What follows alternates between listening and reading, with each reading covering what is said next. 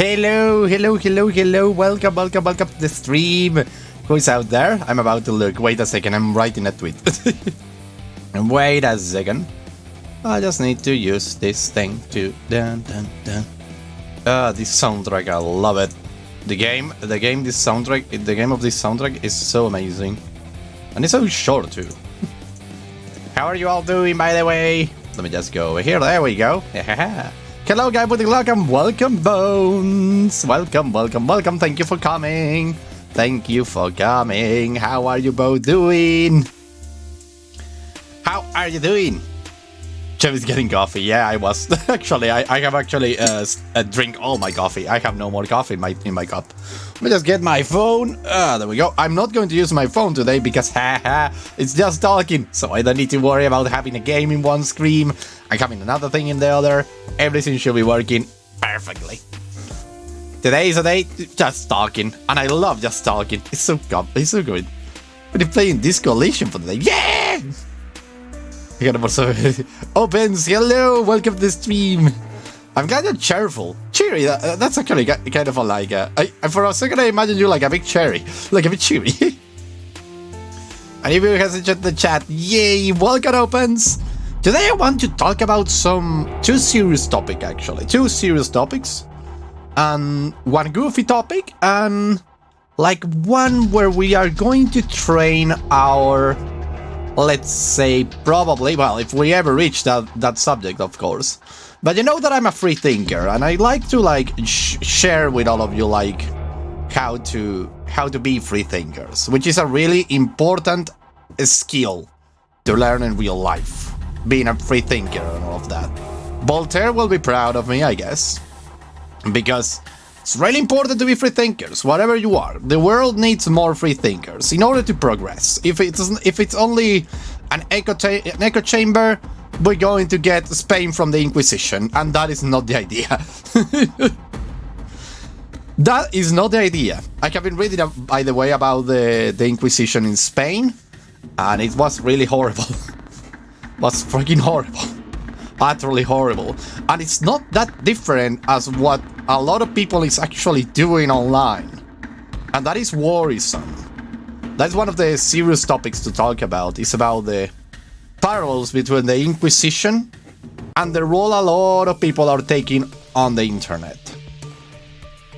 Like thug policing and all of that. That is actually Inquisition. The Inquisition kind of way of thinking. Nobody expects the Spanish Inquisition. Indeed. The thing is that a lot of people online are actually taking the roles of inquisitors. Medieval inquisitors, I mean. Well, not medieval, modern inquisitors. 15th century, I mean exactly the Spanish Inquisition. Like, they are super volatile, and they believe that they are right, and they're going to pursue you no matter where you go, no matter what you do, and they're going to try to destroy your life. That's basically the Inquisition. Trying to defend something so badly, in the case of the Inquisition, the religion, in the case of modern era, maybe modern sensitivities, stuff like that. The problem is that they go so hard about it that you actually create fear. You are like free thinkers. I have no fear because I'm a free thinker. I think that if harm comes my way, well, whatever. I guess it's what I get because I'm a free thinker. But the thing is that, for example, and this is something that I'm not condoning any kind of like supremacist movement or anything of that. Okay, I just want to get that clear because in today's internet, if you talk about something and you don't talk about the other, you immediately are with the other. It's weird. The thing is that you can't express an opinion out there. Either be like you don't like a video game, either be you don't like a book, you don't like a movie. You are going to get pursued hard if you go against what is morally correct, quote unquote. And that is basically what the Inquisition was, right? You go against what's morally correct, and you get into the jails of the Inquisition. And it's weird. It's weird that we're doing a one. Well, it's never a 180. That's something that we actually like. Random question, but what is your favorite classical music track? Classical music track. I will say. Oh, let me look it up. It's one of Mozart, I believe. But let me look it up. Which one though? Lacrimosa? No, it's not Lacrimosa. It's the other one. It's one that I actually hear in a lot of video games that a lot of video games use, but can't quite remember the name right now. It's actually a really good track. I believe it was of Mozart. Let me think about the name though. But probably if I go like what was the name? I don't remember, my dude. But it's one of Mozart, I believe. Really good music, by the way. Classical music is really good. The thing is that we don't need to overestimate because we have this idea of classical music coming only from Europe, right? And that is something like something probably. I don't know. There is a lot of Mozart did a lot of works. The thing is that there is a conception about music that was used in a lot of games. Probably is that one. The thing is that I don't know a lot about classic music. I usually like hear more modern, contemporary music, especially game-related music, which are actually like classics on their own right. For example, Skyrim music, freaking Endless Space music. All of that music is actually pretty good, and it's actually like in their own. The Four Seasons by Antonio Vivaldi. Let me see if that one is. Let me see if that is the one. The Four Seasons, Vivaldi. Is this one the one? I'm not sure though. Now you got me thinking. Like, is it the one? Is this the one or isn't? Let me see real quick. Four Seasons by Vivaldi. No, this one is a classic. I love it though. This is really like. This is not the one I was thinking, but this one is super chill. I really enjoy this one actually. Okay, I'm going to stop it because I know they are not copyrighted, but just in case. It's really good. It's actually really good, that one. I really enjoy it. It's really like pum para arriba. It's really like cute. But we don't have to underestimate the value of new music. Let me just put some soundtrack over here. There we go. Like, yeah, classic autos are really important because they are part of the history of music. But we don't need to like underestimate the rest of the world. Because that's the thing, when you say about classic music, you think about 18th, 17th century France, Germany, England, but you don't think about Japan, China, and other places. I say the two big ones. I know there are a lot more countries out there, but still, there are a lot of music that actually got lost, a lot of music that actually got overlooked. It's really interesting to think about it.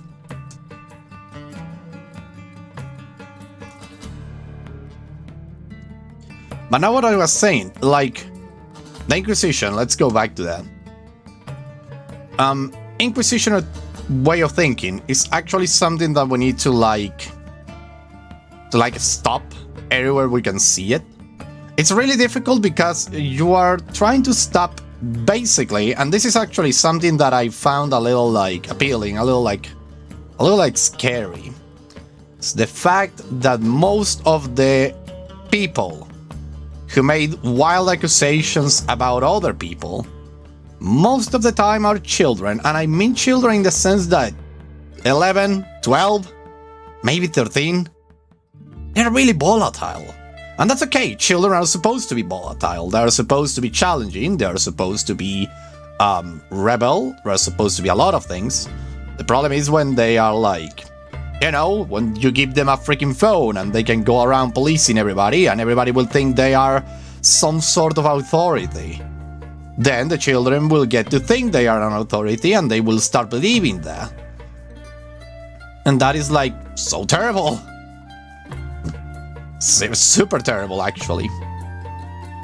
But something that happened, I believe I saw a YouTuber that talked about it a little, is the fact that, for example, in the anime community, you have like anime. Let's be honest, anime are it's basically animation for adults or teenagers 16 plus, 16 para arriba.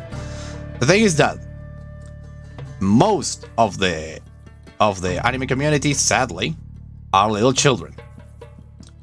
There is no problem in that. I think there is actually, because the freaking objective of anime was to create something for adults, for 16-year-olds, 17-year-olds, 18-year-olds.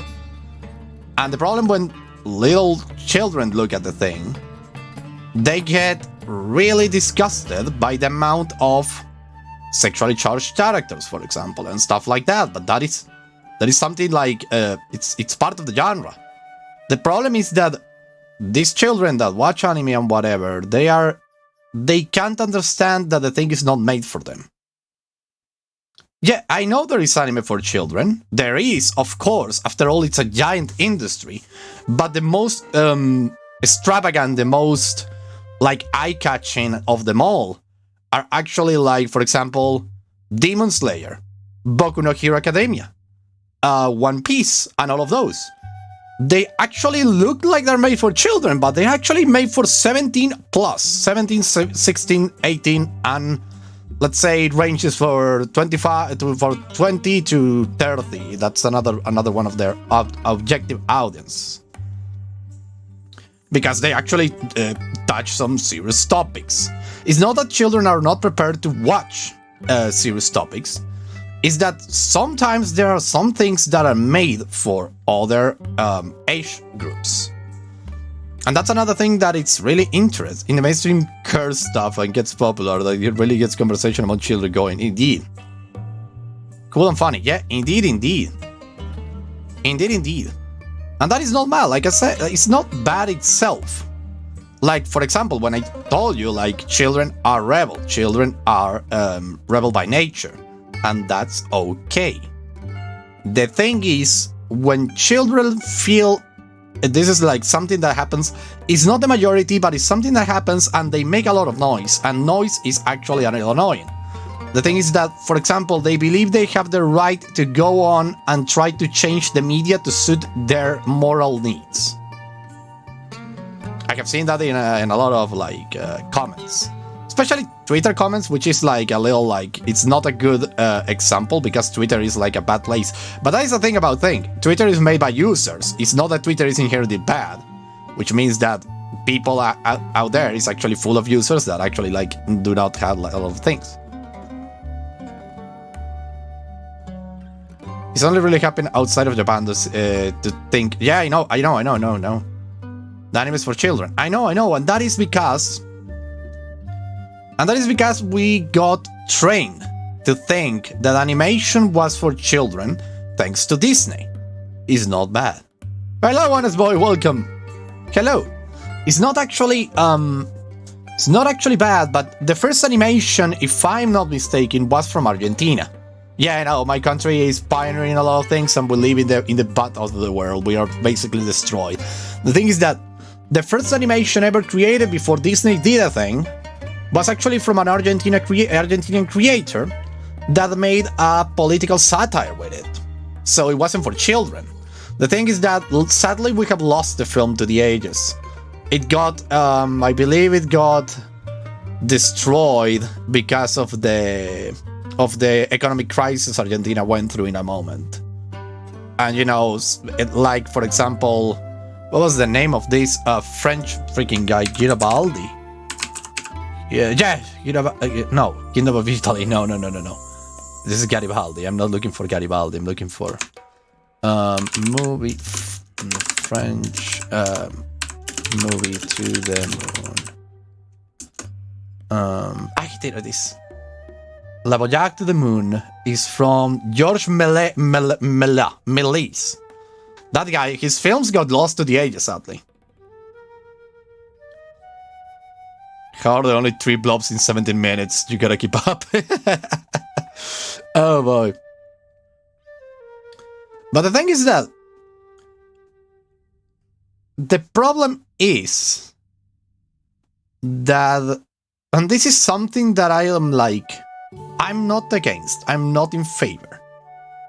But the problem here lies in the fact that most adults don't have the time to educate their children, which is okay. Sometimes adults need to like work a lot, right? The problem is when they leave the TV to educate their children. And the TV doesn't have your children's best interest in mind. It has corporative slogans, ideological slogans, a lot of things like that. And the thing that is shocking for most children that start watching anime and they don't like, for example, the fan service and stuff like that, is that it's actually from another culture that values different things, that has different way of thinking. And they got like really irritated and they go out and vent on Twitter and they immediately get a lot of bad attention. It's really horrible to think about it. It's really sad. By the way, if you want a blob, I can put another one in the stream. Let me just put it over the freaking thing. Pudding. I wish I could have more dancing pudding. It's like different little like, you know, different models. That would be fun. Here you go, another blob. Blobs. Love them. Really interesting conversation. Oh, damn it. I need to... there we go. It's gone. Like, it's a good conversation to have. But it's like a sensitive topic because you have some people that are dead serious thinking that animation should only be for children and nothing else. And thus, they want to change the whole animation industry to actually partake to that thing. Because they believe that it's morally abhorrent to have something that is like childish in nature, quote unquote, a lot of quote unquotes on that, that actually is like perverted and stuff like that. It's like really interesting topic, like I say. Like thinking about it makes my head race, and I love when my head races. It means that I'm working a lot with it. Do you ever like actually to have your head racing? Have you ever feel that thing about entertaining a thought that you're not necessarily like in favor of, right? But your mind is racing, trying to understand it, trying to get the nick and crannies. It's really interesting. On the TV show always call it cartoons. Indeed. Indeed. And that is actually part of the problem, is the adult's conception of the cartoons and the anime industry. Because when, for example, when a mother sees an anime and they leave it to the children because they saw just a second of it, and they say like, oh, it's just cartoons, leave it to the children and let me go around and go get the groceries or whatever, or go to work. And they come back and they see the gory stuff and they go all like, oh my god, how can this happen? And they immediately try to like censor it and go out of their way saying that this is terrible because it was like a trap for the children, when it's actually not a trap. It's actually that you are not understanding the media. You are actually thinking that all cartoons are for children when they are not. There are some that are for adults or teens. That's actually really interesting, the fact that your mother calls them cartoons. That's actually a really big like problem with the whole conception of things. It's, for example, the fact that I will say this one is actually one that I can relate to. Books, right? Books. It's very funny seeing Hollywood got ragged when Spider-Man animated movie come out. Indeed. The thing is that, for example, books. When you think about books, you think about erudition. You think about high forms of art. You think about all of that. And you don't necessarily... I love these streams because, you know, I tender to like a 17, 18 plus. It's funny, wholesome. She's a sweet woman. It's good for her. She doesn't know the horrors anime can reach. Indeed. But for example, I was talking about books. You see books, you think about erudition, you think about high art, you think about cultivating the mind, etc, etc, etc. Something that everybody relates to, relations to books. Everybody thinks about that. But there are some times that books can be either bad or be outright pornographic, and that is not bad. It's not bad per se. The problem is that there are some times when an adult picks up a book that their teenage daughter or boy is reading, finds out that there is sex in it, and they immediately lost their damn minds. Because they are like, holy shit, how could that happen? Books are nerd stuff, indeed. And they immediately go around and try to ban books, for example. And that's something that is actually happening today in the USA. They have like a pseudo index of forbidden books for libraries and whatnot, for school libraries. Luckily, some states have stated that they won't be allowing any sort of ban book, like they will not be allowing the banning of books. The thing is that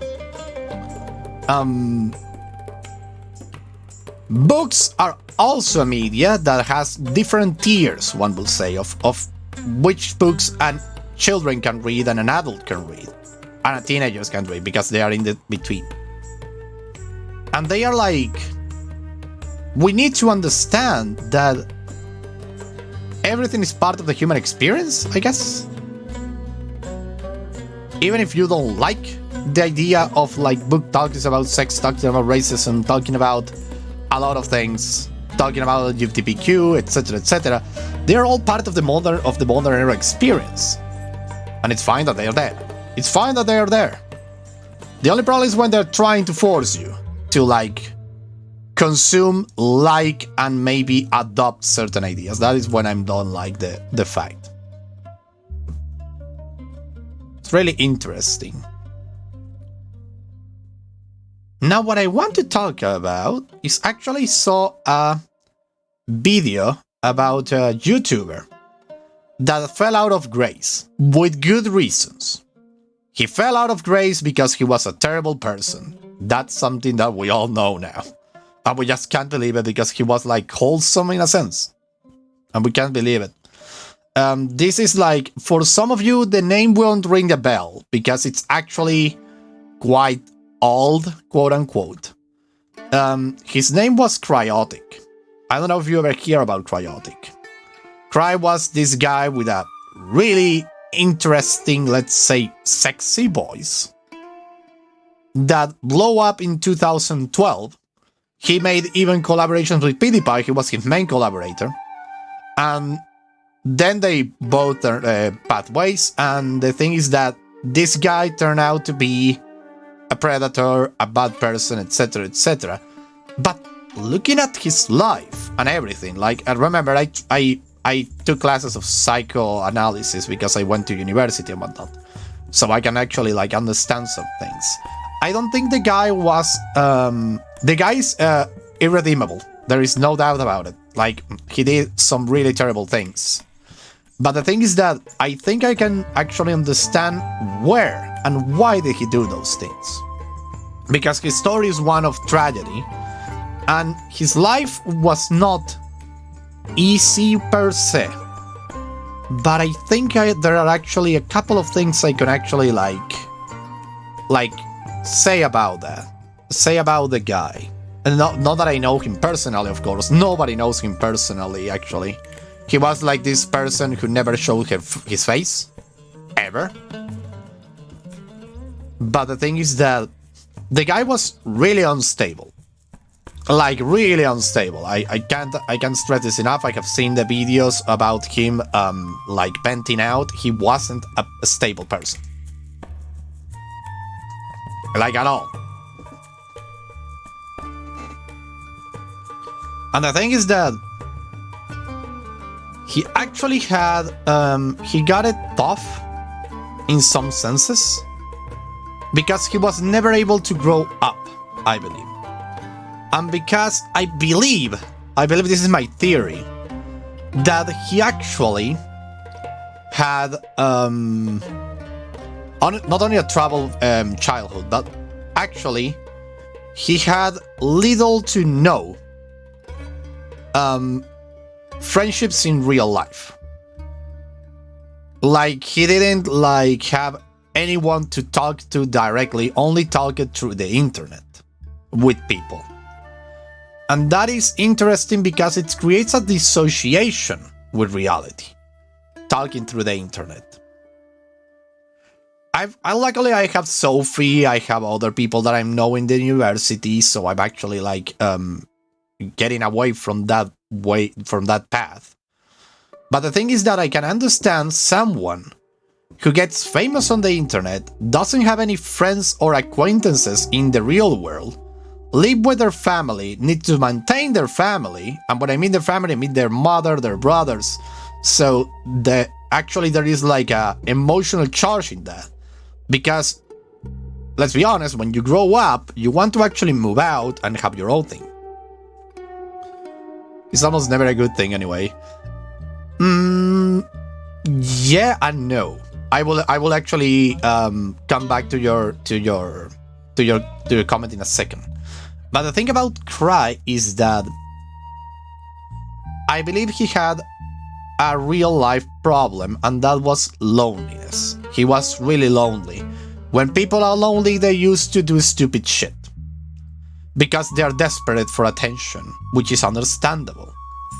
The problem is that persons who are desperate for attention usually misbehave. And when I say misbehave, I mean badly.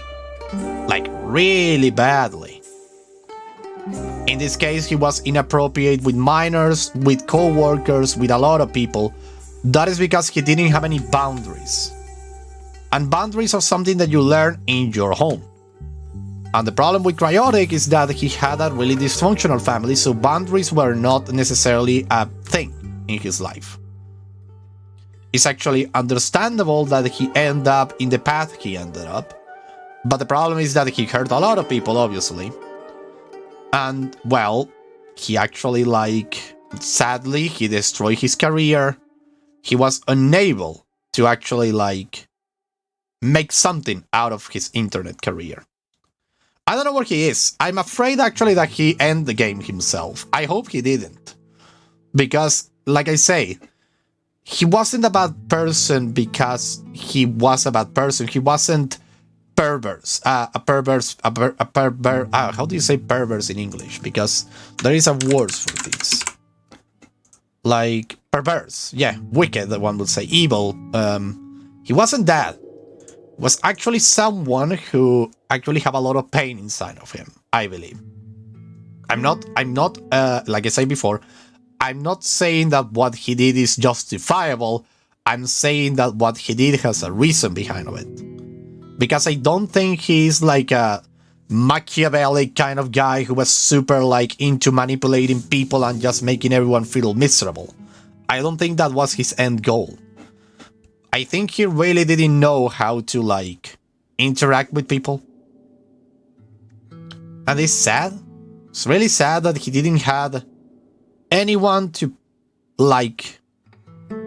be the figure that imposed limits. This is something that you need to know about growing up, about being a teenager and being an adult. We are social animals. We are social animals. That means that we need to be interactive with other people. And the other people will put up barriers, and we will put up barriers. Right? And that is important for our well-being. Understanding, respecting, and creating barriers. Like, for example, I want only friendship with a guy or a girl. That is a barrier that I'm imposing in front of them. If they want to go against that barrier, that's okay, but they shouldn't wait from me that I lower that barrier just because they are making advances. But it's okay that they try to overcome that barrier. There is a lot of barriers that you actually could try to overcome from a person to try to get to know them better, get intimate, for example. The thing is that you need to understand when a barrier is unpassable. For example, if someone says, for example, let's say when someone says, I'm not interested in a relationship right now, you can go after them. Yes, you could. But you need to understand that if that person doesn't want that relationship, you may end up ruining the friendship. And the thing is that maybe the friendship is the step prior to getting a relationship. So if you're interested in a person, if you love a person very, very much, I'm not saying you're lustful, because lustful is actually a transgression of the thing. If you don't know how to, like, use discipline to, like, focusing that lust into something productive. The thing is that you need to understand that sometimes people don't want things that you do. And that's okay. You just need to move on. Or if you don't want to, like, continue that. If you want to play the long game, go for it. But if you don't want to play the long game, you might as well just, like, go the other way. It's something that you need to understand in real life. The problem is that I think Cry, because he didn't have, like, any sort of, like, limit, any sort of, like, thing, and he had a, like, he will dissociate himself from the person that was writing, because that's the thing that can happen. You can be like, for example, when I'm doing this, and I do it with this VTuber, I know that I'm myself, right? But there are people who don't. There are people who actually, like, distance themselves from their body. It's weird to understand, but it's like they separate two things. The thing is that you need to understand that sometimes they're a little more together. Unless you're an actor. If you're an actor, you can do whatever you want because you're an actor. For example, Brandon Rogers. Do you know Brandon Rogers? He makes a really, like, let's say, a challenging comedy. Like, really, like, let's say, like acid comedy. But he actually, like, you know, he's an actor. He's doing it and he knows what he's doing. He actually knows that himself is one person and the characters are other. The problem with Cry is that he didn't have a character. He was himself, but at the same time, he wasn't. And he had, like, really a lot of problems with discipline and self-esteem, too. And also some sort of self-love. I think he didn't love himself a lot, which is a problem. It's really sad what happened to him. As a creator, I can understand him. And I can understand his plight, his sorrow, because I actually, like, I didn't have, like, a childhood without limits, without boundaries. But I did have some traumatic events that actually, like, shake my life a lot, actually. And, well, you know, stuff like that happens. The thing is that it's a shame that Cryotic went the way he did. He could have looked for help. Like, really good help, for example, psychotherapy and whatever. The problem is that I think it didn't work for him because the psychotherapist didn't put boundaries on him. There's sometimes when psychotherapists need to step up and put boundaries to their patients. And there are sometimes that the patient don't want to actually open up because they don't want to get boundaries set for them. And that's sad. The thing about Cry is that I think about it is that he was someone without boundaries, so he went after friends, girlfriends, he went after people that were underage, which is bad. For the beginning, that's super bad. You shouldn't do that. Especially if you're a 22, 30-year-old. You are a little old for that, my dude. Get with people of your own age. And the problem is that he just like destroy a lot of lives, if I'm gonna be honest. He actually, like, the problem about that is that he was a spiral out of control. He needed help, he didn't get it, and the problem is that he became like a tornado of damage that damaged a lot of people around him. And that's sad. Because we didn't saw like the when we the usual like watchers like me, I used to watch Cry. The thing is that the people like me, when we saw this happen, we didn't saw like a unmasking of a monster. Well, more or less it was, but it wasn't like a regular unmasking of a monster. Like, oh my god, this creator was a predator all this time. He was super bad. Oh my god. I actually saw it like a downfall without control of a plane. He was like flying high in a freaking boogie, in a freaking bungee, like in a commercial plane. And he lost all control and just went into a city and killed a lot of people. Which is, like I say, it's sad. Because that guy will have benefited from a friendship that wasn't online based. That's a true thing. Another thing that he did that I think is like a symptom of this is that he never showed his face, but to a degree that was like a little like sickening, in the sense of like he will go to conventions, quote unquote, and be like this computer, only the computer. And it wasn't like we had the today Vtuber culture. It was more like he really didn't want to show his face. That could be like for privacy, or maybe because he was really insecure and he didn't want like real life connections. I don't know why he wouldn't want real life connections. My thought is that maybe he didn't trust people. He only trusts online people because he can dissociate them from their bodies. I don't know if you understand that. It's like he can only trust the intellect of someone. And that will mean that he will never see them as a person completely. It's difficult to understand. It's really interesting topic to talk about. And for me, it's like a nostalgia trip. I'm not talking about too much freedom and privilege. I believe it's not about freedom and privilege. I believe it's a thing about education. We as a society weren't... we were never going to be prepared for anything. For example, in the modern era, when the printing press was invented, the world wasn't ready for so many books, for the circulation of knowledge and ideas. It's the same thing that is happening with the internet. It's not that we are privileged or have a lot of freedom. We don't need to constrain that freedom. What we need to attack is actually the education of the people on the internet. We need to understand that we need to be educated and well-behaved when using the internet. We wasn't ready until it happened. Indeed, that's the thing.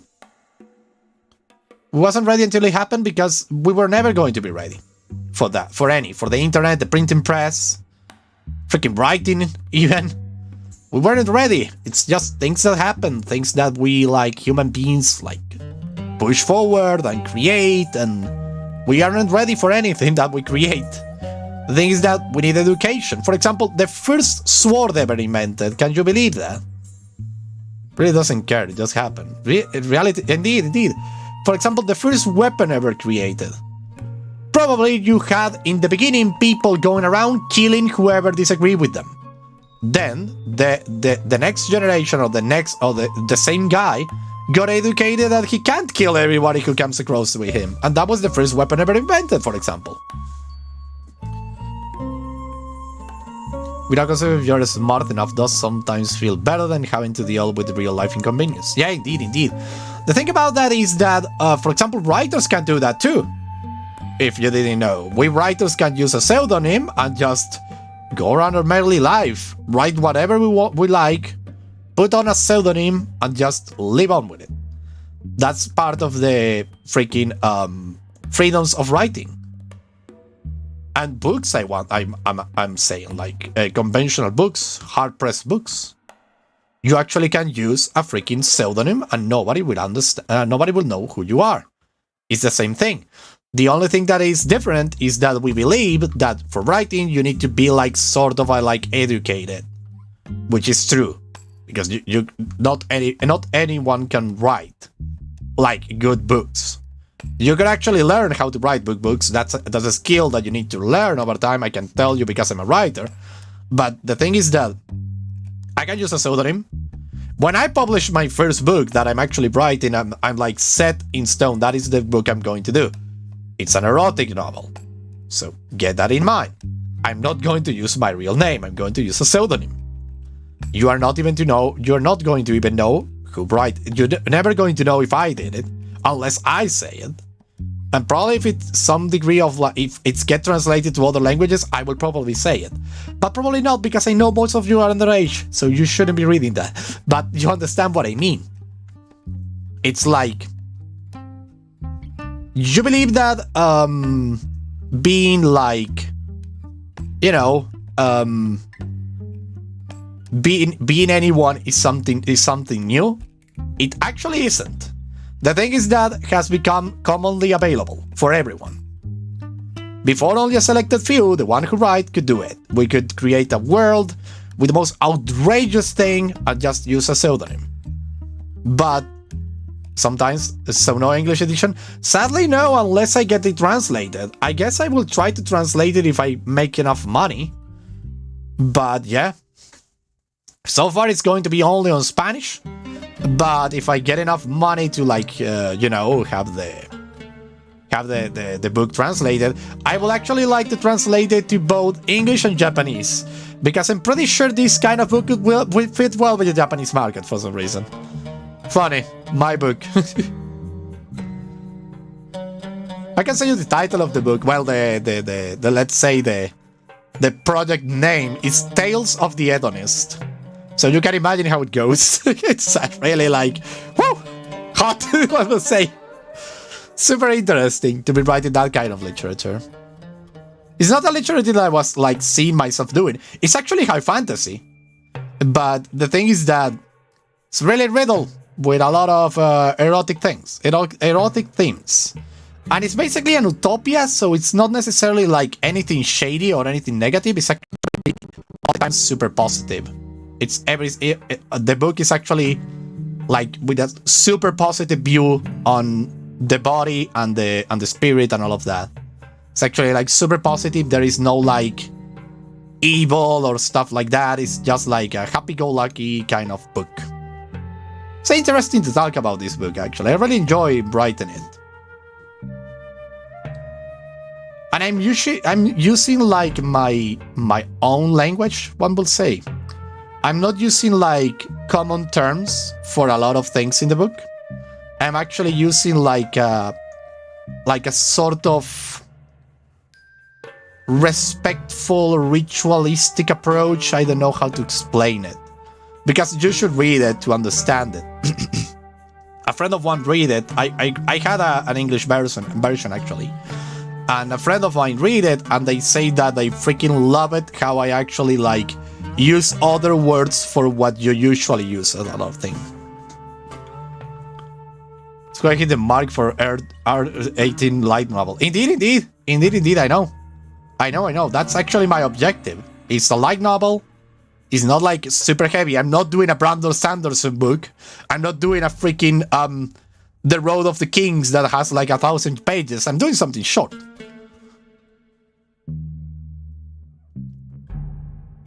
And it's going to be like I say, it's going to be lighthearted, happy, hot, but it's not going to be like greedy, real, horrible, and stuff like that. I'm actually this book that I'm creating it because I want to go against the trend of, let's say, 50 Shades of Grey, of 365 Days, and other books like those, and movies like those. I'm actually doing a book that goes against what is actually the norm right now. I want to go against freaking negative experiences shown up as good experiences. I hate when that happens. I want to go against that in the market. Like, I really hate. Those are terrible. I know those are terrible, but they're freaking popular. And I want to actually create something of great. It's trash, I know, but it's freaking popular. Everyone read it. Everyone and their mother read it. Everyone and their mother, like, immediately form a headset that went like, oh, this is sexy. But it's not. Why did that happen? Because of our glorification of violence. And that is something that I want to actually tackle with this book, because I'm creating, is because it's terrible. I know, but it's still, there are people who read it unironically.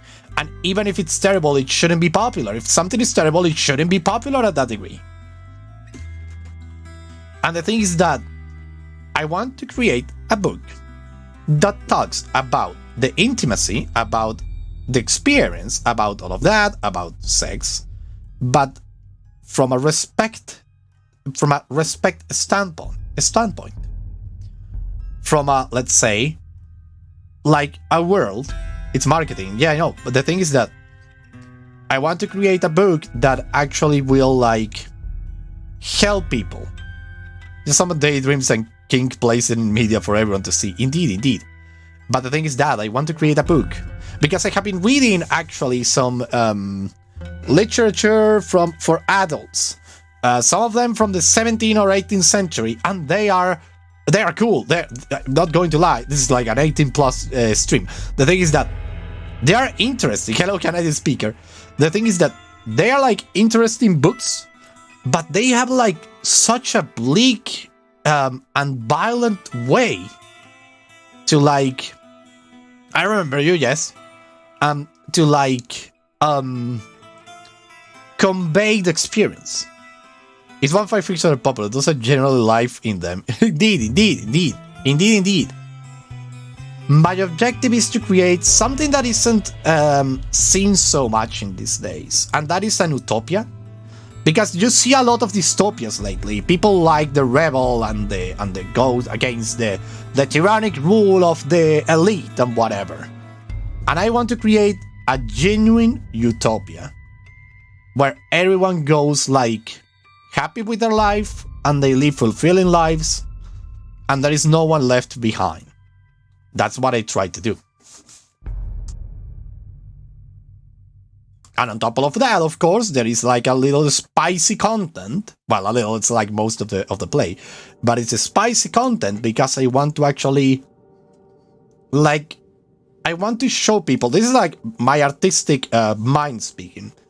I want to show people that a genuine and affectionate, cute, and let's say liberal, quote unquote, not in the sense that you see it in the US. I mean like freedom of doing things is actually possible. Like no now maybe, but maybe in the future, like, and not having tainted with current day dogma, current day like what should be a couple, what should be religion, what should be the state, what should be work, what should be all of this. I want to actually create a world. I'm actually creating a world. I'm overdosed with vanilla already. It's not actually, mine is not actually vanilla. Actually, it's like, it's vanilla in the sense that you're not going to get an R word kind of content. You're not going to get suffering from interaction between character. It's not going to be like vanilla per se, like it's not going to be regular stuff, but you will actually be able to like enjoy the read. I want to create that. I want to create a book that can be enjoyed, get hot with it, actually, like be happy with it, and just go around your life thinking, maybe I could live by these rules. Maybe I could like seek to make others happy, seek to make myself happy, and overall create everyone a lot of happiness. And just like being genuine with my emotions, being genuine with who I am, being genuine with my sexual orientation, for example, or stuff like that. I want to create a book that actually goes on those fundamentals. And that is what I'm doing. I'm creating a book that goes on those fundamentals. I just want to have people going out of the book feeling happy and, you know, feeling fulfilled, one will say, and happy, and saying, you know, I want to read more about this world. Because it's like, it's my utopia. It's like a world where no evil can come to be. Because the world has already fixed a lot of the problems that it had in the past. So that is my idea with this book that I'm writing. It's It's really, really interesting to talk about the book, indeed. Very fluff, comfort, consensual, wholesome, affectionate, peaceful stuff. Indeed, indeed, that's exactly how I will describe it. Indeed, that's exactly how I will describe it. That's exactly how I will describe it.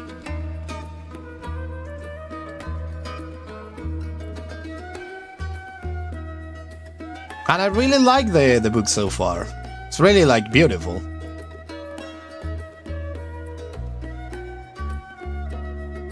I really enjoy that. That description goes right, hit it right in the nail. I love it.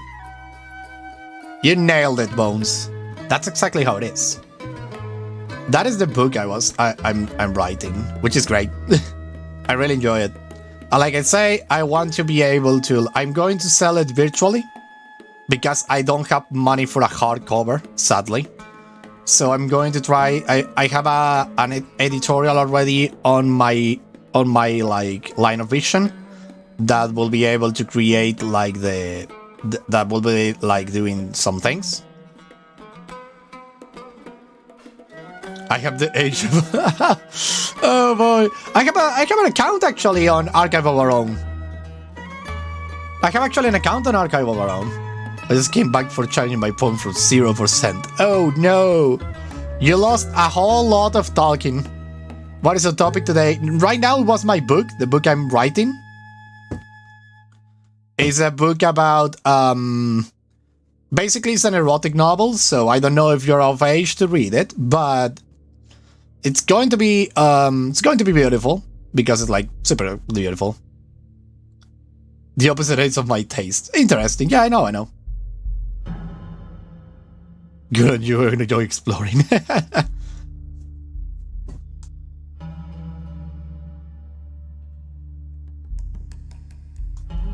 So like really interesting. And that's okay if actually it's like the opposite ends of your taste, because people have different tastes. And about freaking erotic content, one can have every kind of things. Brains, bloods and limbs. Oh no. Oh boy. Yeah, that's okay. And that's okay actually. I think I will stay curious, yeah.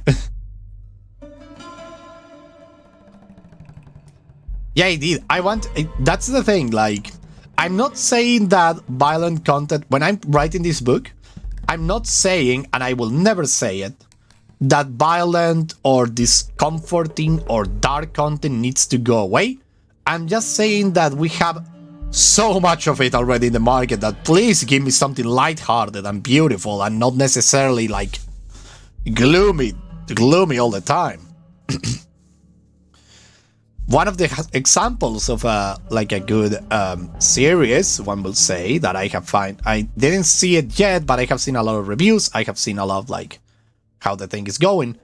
For example, is like, have you seen all the like gloomy and dark takes on the Justice League and whatever and Superman and all of that? And then you have the beautiful show My Adventures with Superman that is actually super cute. Even someone like me reads fluffy stuff in a while. We all do. Even the most metalhead, the most like berserk inclined kind of guy will actually read something wholesome once in a while, because we can't live only by gruesome content alone. Like, we can't. Even if you are like a super fan of, let's say, gore, or like a super fan of violence, a super fan of stuff like that, there's sometimes that a romantic novel or a romantic movie or a romantic game would actually shake your ground. And you played it and you are like, how did I end here? And that's the thing. We humans seek all the emotions. We humans seek all the possible scenarios. And that's great. I, for example, seek all the possible scenarios. That's why I have read some really dark stuff. That's why I have read some really wholesome stuff. That's why I have watched some really horrible movies. That's why I have watched some really cute, super sweet, super, I will say, almost freaking diabetes-inducing movies. And I have actually seen like super dark movies too. You do that because you actually want the whole thing, the whole cake. And that's something that our beautiful modern media can actually provide. It can actually provide the whole cake. You could walk away from a movie saying, "Oh my god, I wish I hadn't watched it," but you did, and you're different thanks to it, and you actually enjoy it to some degree. Diabetes-inducing movies, indeed. And that's really interesting to think about. To think that thanks to the current media, we have all the games, all the movies, all the things. We have never in our whole history been able to consume and produce so much cultural stuff. Before, it was something from a selected few. And I'm not talking about a long time ago, I'm talking just 100 years ago. The creation and production and consumption of cultural entertainment was something that only a selected few could produce and enjoy. Luckily, with the invention of the printing press, we started to let's say divulgation. The word is escaping me. We started to give it to the masses. We start seeing more novels, we start seeing more cultural things, more fiction, more stuff like that. Something that you actually enjoy and you actually can produce. That one thing about the current era. I can be a productor, you can be a productor, we can all be a productor of fan fiction, books, whatever. Damn bad excessive media, and then the next morning I will be crying sobbing over a silly little character because they did something stupid and laudable. Indeed. That's literally me too. And that is something that I actually like about modern thing, is that we are destroying the concept of tribes. For example, before, I'm not talking about too long ago, let's say 15 years. If you were a metalhead, you were not able to enjoy anything romantic. If you were a hippie, oh, God forbid you to like that violent movie. If you were a militarist guy, God forbid you to like freaking romance and stuff like that. But luckily, we're starting to focusing on the human experience and the ability to feel and the ability to enjoy. So we can actually go around and watch freaking rescuing Private Ryan, and then go down and watching freaking Night in Paris, and then go around and watch Saw, and then go around and watch The Improbability Statistics of Love, stuff like that. And you are yeah, you can do that. Luckily, you are all living now in a world where you don't have to get into a mold. Luckily, there's still a mold out there, and there are people trying to enforce it, but luckily you will not need to worry about a lot. I watch Gore with no reaction, then a few minutes later I'm watching little objects competing with a prize, then crying because the show ended. Indeed.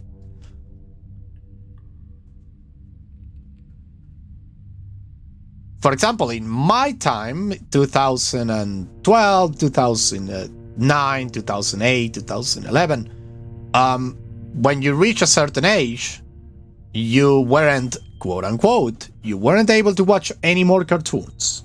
Society had speak. Society had spoken. If you watched cartoons, you were a child, you were stupid, you were gay in the time, we'll say. This one, some hugs. Indeed, that's actually a really good and interesting topic. I was surprised how many times I'm not. Green Eggs and Jam. Welcome, Ace of Jobs. Welcome, Ace of Clubs. Welcome. I'm actually not surprised by that. Because we actually think that in this case, most of the clients are men. Let's be honest. Most of the sex work that is out there is kinder and aimed to men, right? To men satiate a need, one would say. The thing is that The thing is that most of the people do not understand that what make men look a lot of the time is not sexual gratification, but actually, just cuddle, warmth, be happy, just good old regular comfort. Like, for example, most of men in today, even today, have the you can't express emotions kind of like deadlock on them. All cultures are the same because we sadly came from a really violent past. And that means that showing emotions was showing weakness because they could be exploited and they will take you down without a fight. And well, that made men be like this stoic, like not open kind of like gender in the world. The problem is that actually is not a way someone wants to live. That's why there are a lot of persons that actually go to, like you say, sex worker, and they are like, can I have a hug? Can I have a hug? Because nobody gives me a real, long, tender hug. And they just got their hug. That's like interesting.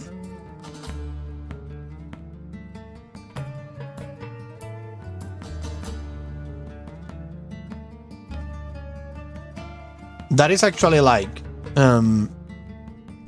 interesting, right? Like that phenomena is something that we need to actually understand. We need to actually understand that phenomena about hugs. That there is actually a let's say a problem, quote unquote, with our current way of like interaction with people. Like, we need more hugs. In my country, I don't have actually that problem. I hug everyone. My problem is actually my country is actually hug free. Like, everybody hugs each other, so we don't have a skin hunger issues. So to get comfort from stranger who's willing to do something for as long as you hold your hand. Indeed.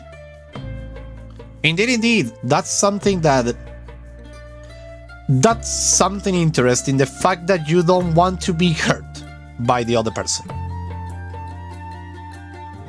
Indeed, you're worried to ask the right away. For example, if I had like a very good friend, or being male or female, and I'm having like a day when I'm like super down, super sad, and I need a hug, I'm actually afraid to ask them that. I'm like, I don't want to ask them a hug. Why do they think I'm strange? Or what do they think that I want something else? Or what if I bother them or like disturb them?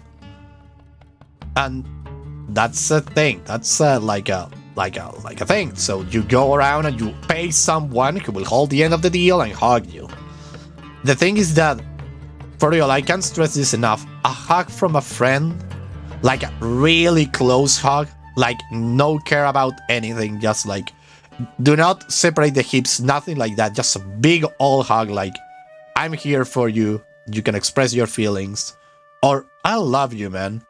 And I'm not meaning like in the carnal sense, I'm meaning in the sense like I freaking love you. I freaking love everything from you. Like that kind of hug can go so freaking far. Like could go like miles away. It could help someone tremendously. Like if you are sad, a hug, like a genuine hug, can actually change your day, your week, or your month. If you have like a really, really hug with no conservations whatsoever, nothing of like I say like I huggy besties, like only reaching the arms around them and just it. No, I mean like super freaking affectionate. Like a bear hug from either a man or a woman, whatever. It's the best feeling ever. Indeed, that's super cute.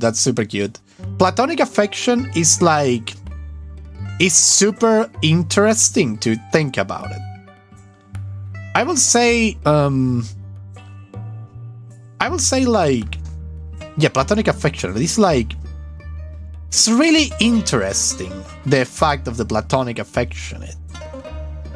Because, for me, at least this is my perspective.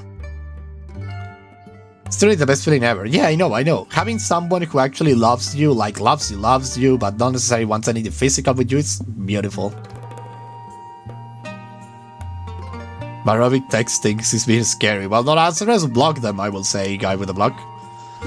The thing is that, something that you need to know about platonic relationships, I think, is that platonic relationships can actually mutate, which is normal, is not bad, to romantic feelings, like physical and emotionally. And there is nothing wrong about it. And I actually want to say something about that. That's something that I want to actually, like, convey my experiences with that. Is that, do not be afraid that some relationships will escalate or change with time. Because that's something that modern era people are trying to do.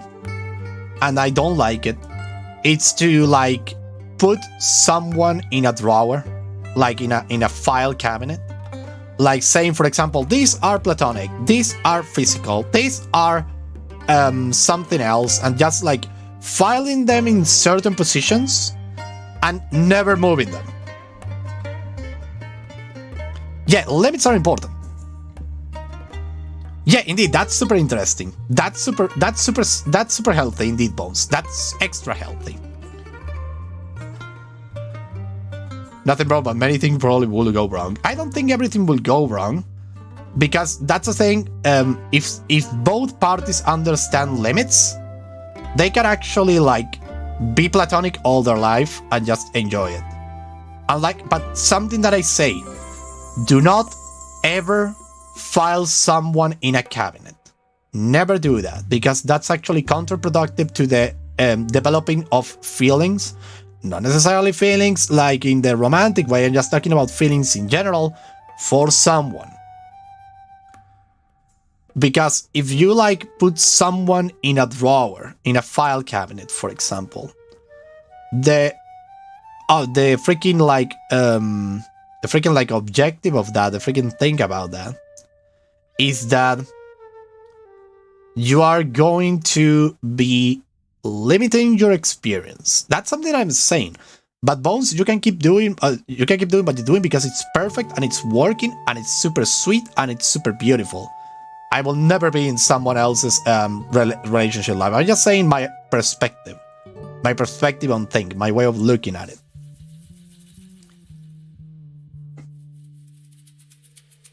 And I actually have a friend, which whom we have, I believe, a platonic relationship. And we're actually, like, super good with each other. And she actually has a fiance. I actually have my things. She actually has a fiance. She's going to get married. And we're still, like, freaking, like, I don't know how to say it. It's like super huggy. Like, anyone else will believe that we're dating, but we're not. And I think the relationship will not evolve beyond that. But I have no problem if it does. Like, I'm like, why not? I have no problem if it does, because who knows where life will lead you. That's something really important to know, is that life is an ever-changing scenery.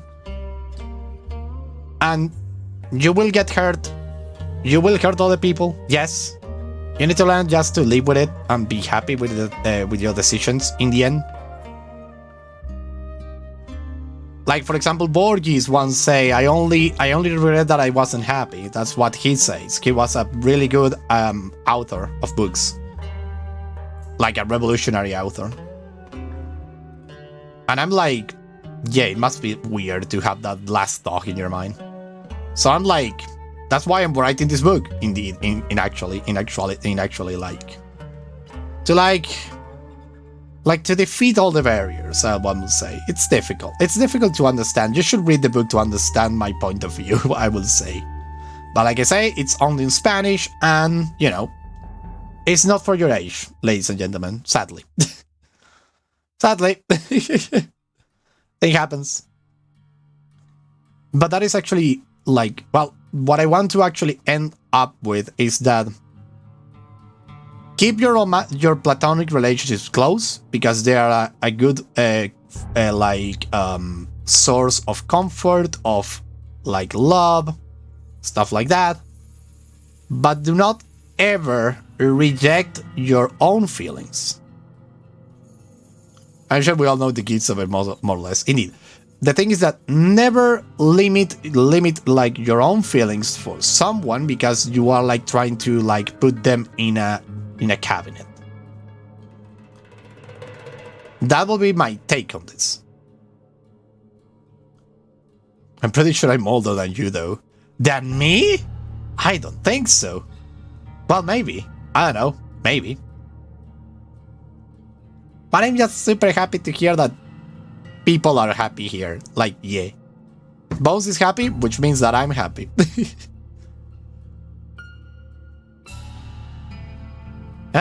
So happy.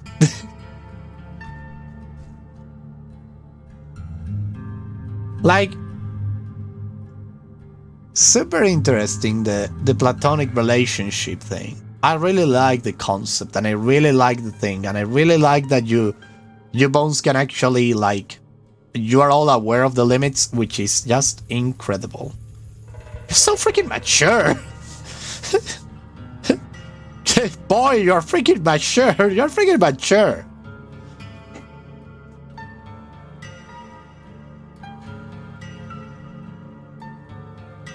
My first video is original Sonic. Oh, so you are 30 up. You are 30 up. You might actually be someone older than me. Take a look at that. Interesting. Interesting.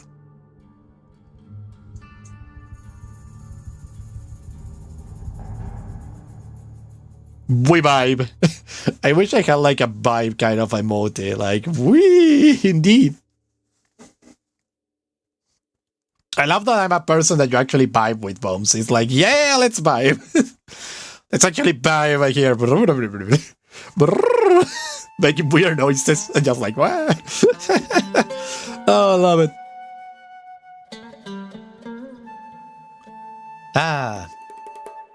What else is there to talk about? Because I had another subject, which was, we already talked about anime, age things. It's fun, indeed it is. So we actually talk about that. We talk about Cryotic and his travel life and personality and all of those. We talk about that other thing. What else can I talk about? Like, I was thinking about something, but I don't remember what was it. God damn it! What the frick was it? Can't remember. Oh yeah, by the way, I was discharged. I was actually discharged. If I say that, you will think like, what? The thing is that I had depression for the last 4 years, more or less. The thing is that my new psychiatrist actually discharged me, so I'm no longer on meds, which means that my mind is actually racing, which means that my intellect is actually back, and I couldn't be happier. And that's actually important. That's actually interesting to talk about. Let's talk about mental health. Let's talk about mental health and whatever. Congratulations, yay! I know. Thank you. Well, let's talk about mental health a little. Because it's so freaking important. You have no idea how important it is. Like, super important for someone. But there's something actually more important, if you ask me. The fact that... Thank you. I want to talk about mental health in some regards. Because, well, first, my psychiatrist, the new one, was actually like in shock because of how long I have been taking medication. I have been taking medication for the last 4 years. Before the pandemic started, I was taking medication. The thing was that the doctor that started medicating me, he said to me, and I quote, "This will be a thing of a year." Okay, I say, if I'm going to be medicated, because I was depressed to the point of end game myself, like it was really bad. The thing is that I was like, okay, let's take the medication for a year. I went back to I went there monthly, and then I went back there, super happy, super pumped, because I was actually feeling the consequences of having the medication in my life. My romance life was falling apart. My attention span was reduced. My concentration was non-existent. There were a lot of downsides, but luckily I wasn't having suicidal thoughts. I wasn't having negative emotions that much, so I was more stable. The thing is that I come back to the psychiatrist, and he says to me, "No, it was minimum 1 year. We're going to keep up the medication." And I was like, "Fuck, this wasn't part of the deal. Now what? Do I just keep medicating my whole life?" I was thinking. And then the pandemic starts, and he just sent me the medication to take.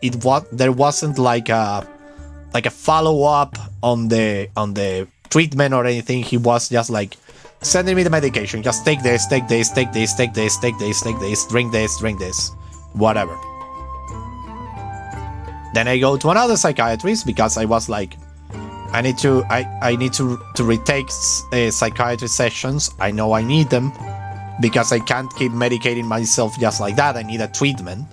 So I went to the psychiatrist of the town, and she was a little concerned at first, but she kept the medication, but then lowered the doses a little. And then, I went to a psychologist. Luckily, she was able to secure me a place in a psychology session, a security therapy that I'm currently going. And we start talking or whatever. The thing is that the psychiatry goes away because she doesn't have the commune where she works was out. We don't have money, get out. So I lost my psychiatrist.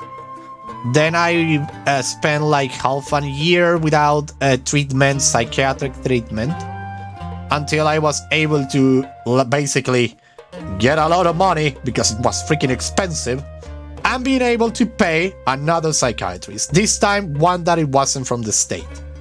And guys, it freaking shows when you have someone that is private, that is actually worried about your health and wants to give you a good service, and someone that is trying to put you into the majority, one will say, because the first psychiatrist was medication go, medication go, medication go. Are you medicated? Yes. Are you still taking medication? Yes. Go then.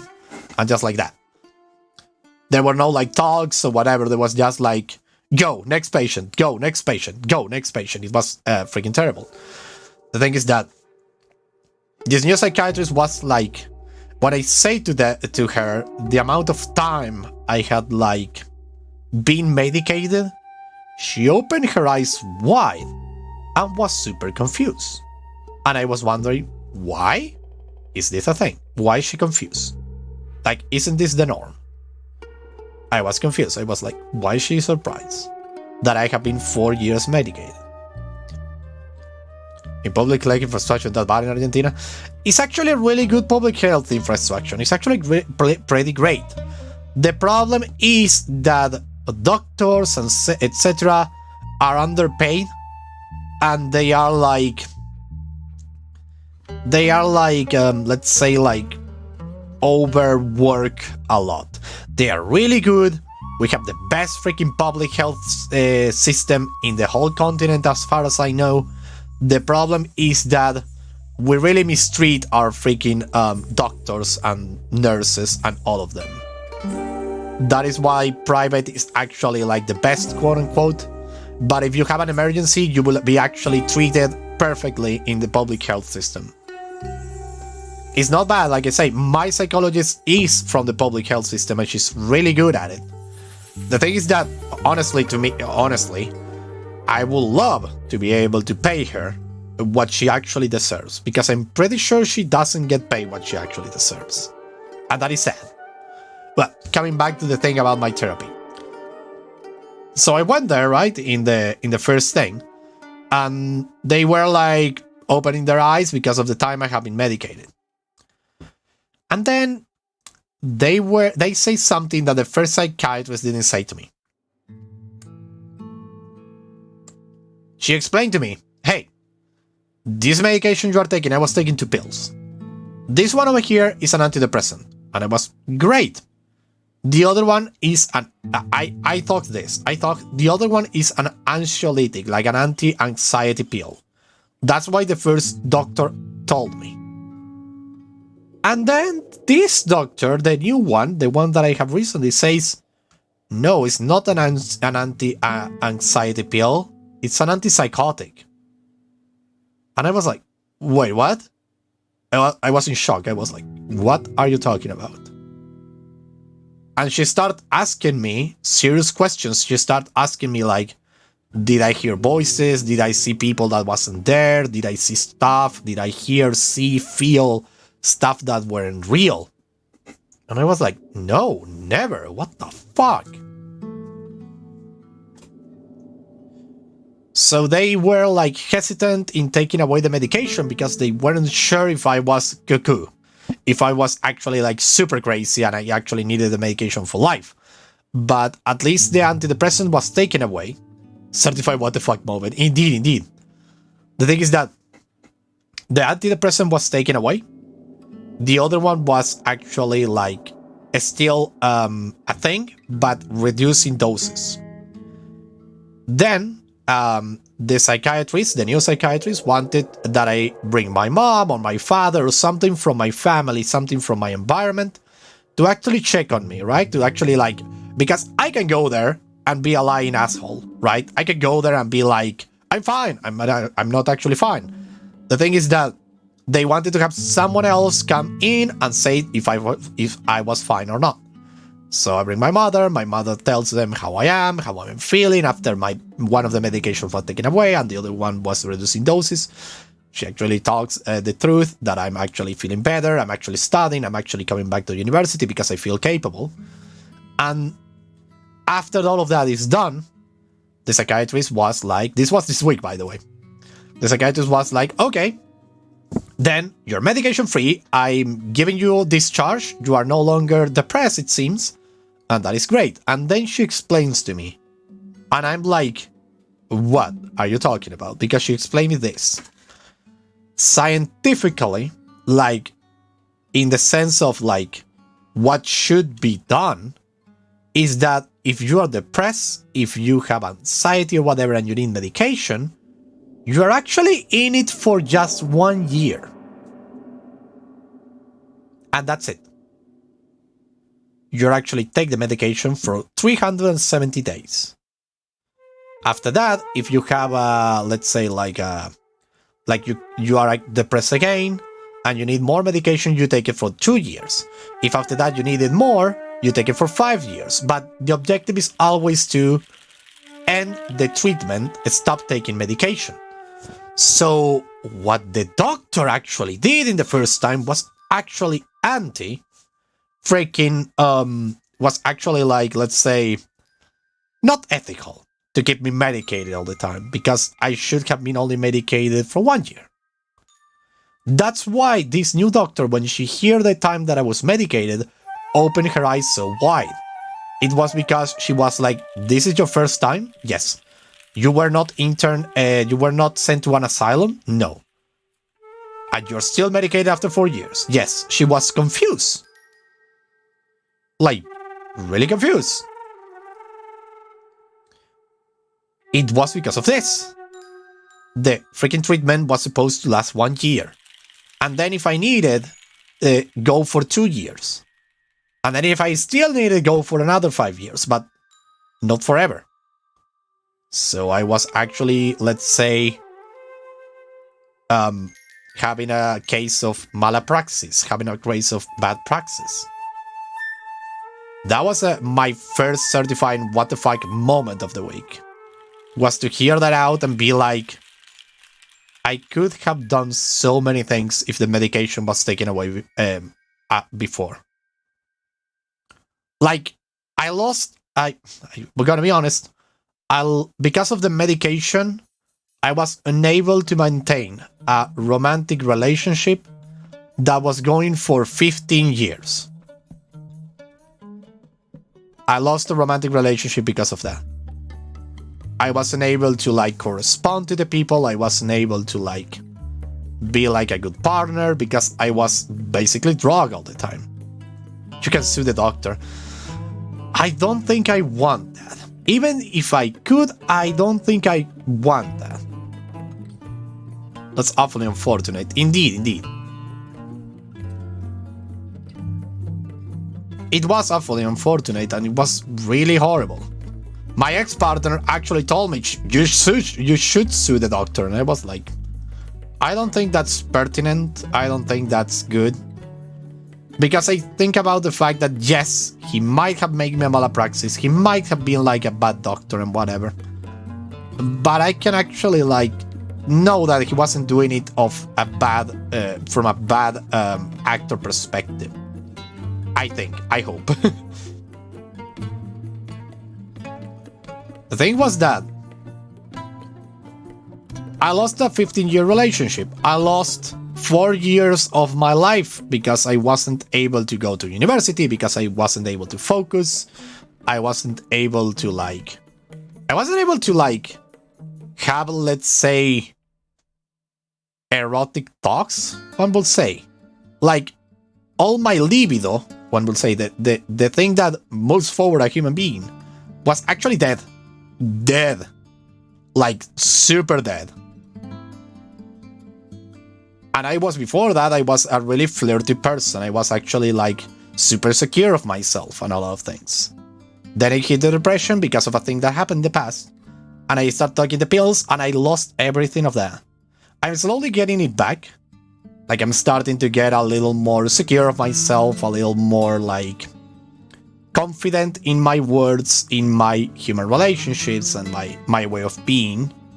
Always respecting boundaries, of course, but I'm starting to be, like, more like, how do you say this? Like, more interesting for myself.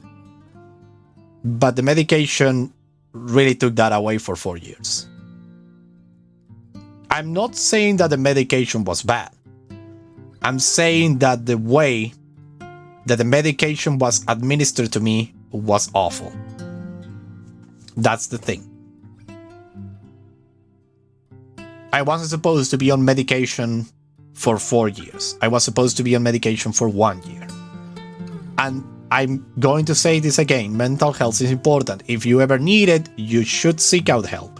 Again, if you need it. If you don't need it, you don't need it. That's actually something that most people like. There is like a sort of like a fashion going on that everyone should go to the psychologist. It's not the case. There are people who don't need it.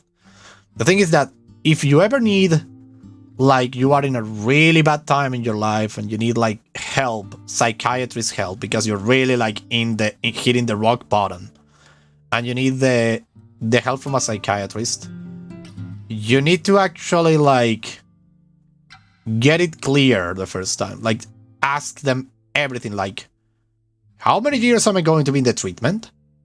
If they tell you that it's more than 1 year, I will say to look for alternatives. Because the freaking side effects of the medication can be really damaging. Like I told you, 15-year relationship just destroyed because of this. And I'm just recovering like myself like recently. Like I say, I stopped taking the medication just 5 days ago, or 4 days ago, I believe. So I'm actually like both scared and hopeful for the future, because I don't know how this is going to affect my whole personality. Like, I'm feeling that I'm more awake. I'm feeling that I'm more awake, that I'm more like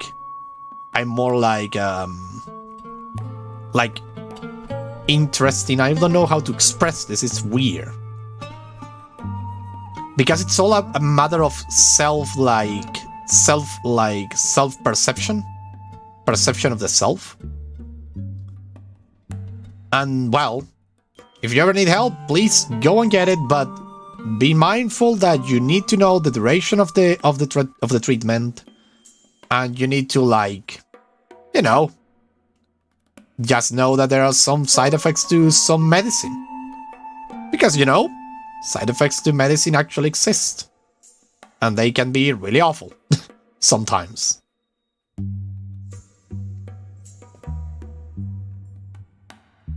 It's just so freaking sad. And I don't feel like... Yes, I could say that I have lost 4 years. For example, I didn't start doing YouTube about 2 years, so you can imagine that it's actually like thing like that. But I will say that I wouldn't say like I lost 4 years. I will say that a lot of parts of those 4 years were taken away from me. I didn't lose them because I was lazy, I was not with a lot of things to do or stuff like that. They were actually taken away from me because of medication. And that's the thing, it should have been only 1 year. It could have just like lasted 1 year. And this freaking guy was like, no, you're going to keep taking them until I say so. And it was like, what the frick? Sad indeed, yeah indeed, it's sad. And like I say, there are some things that happened during those 4 years that were okay, but I know that I was super limited. It was like having, let's say, my mind was like a computer without a graphics card. I'm trying to run life, so imagine that. My mind was that like that. So bad doctor or stupid doctor? I will say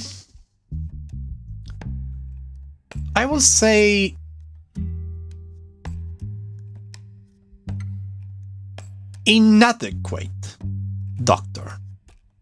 It's difficult to understand the comes and goings of that doctor. Because, like I say, I had hit rock bottom. The problem was that the doctor, I believe, tried to like fix me, but he made more damage than good. Windows Vista 1 GB RAM. Indeed, indeed.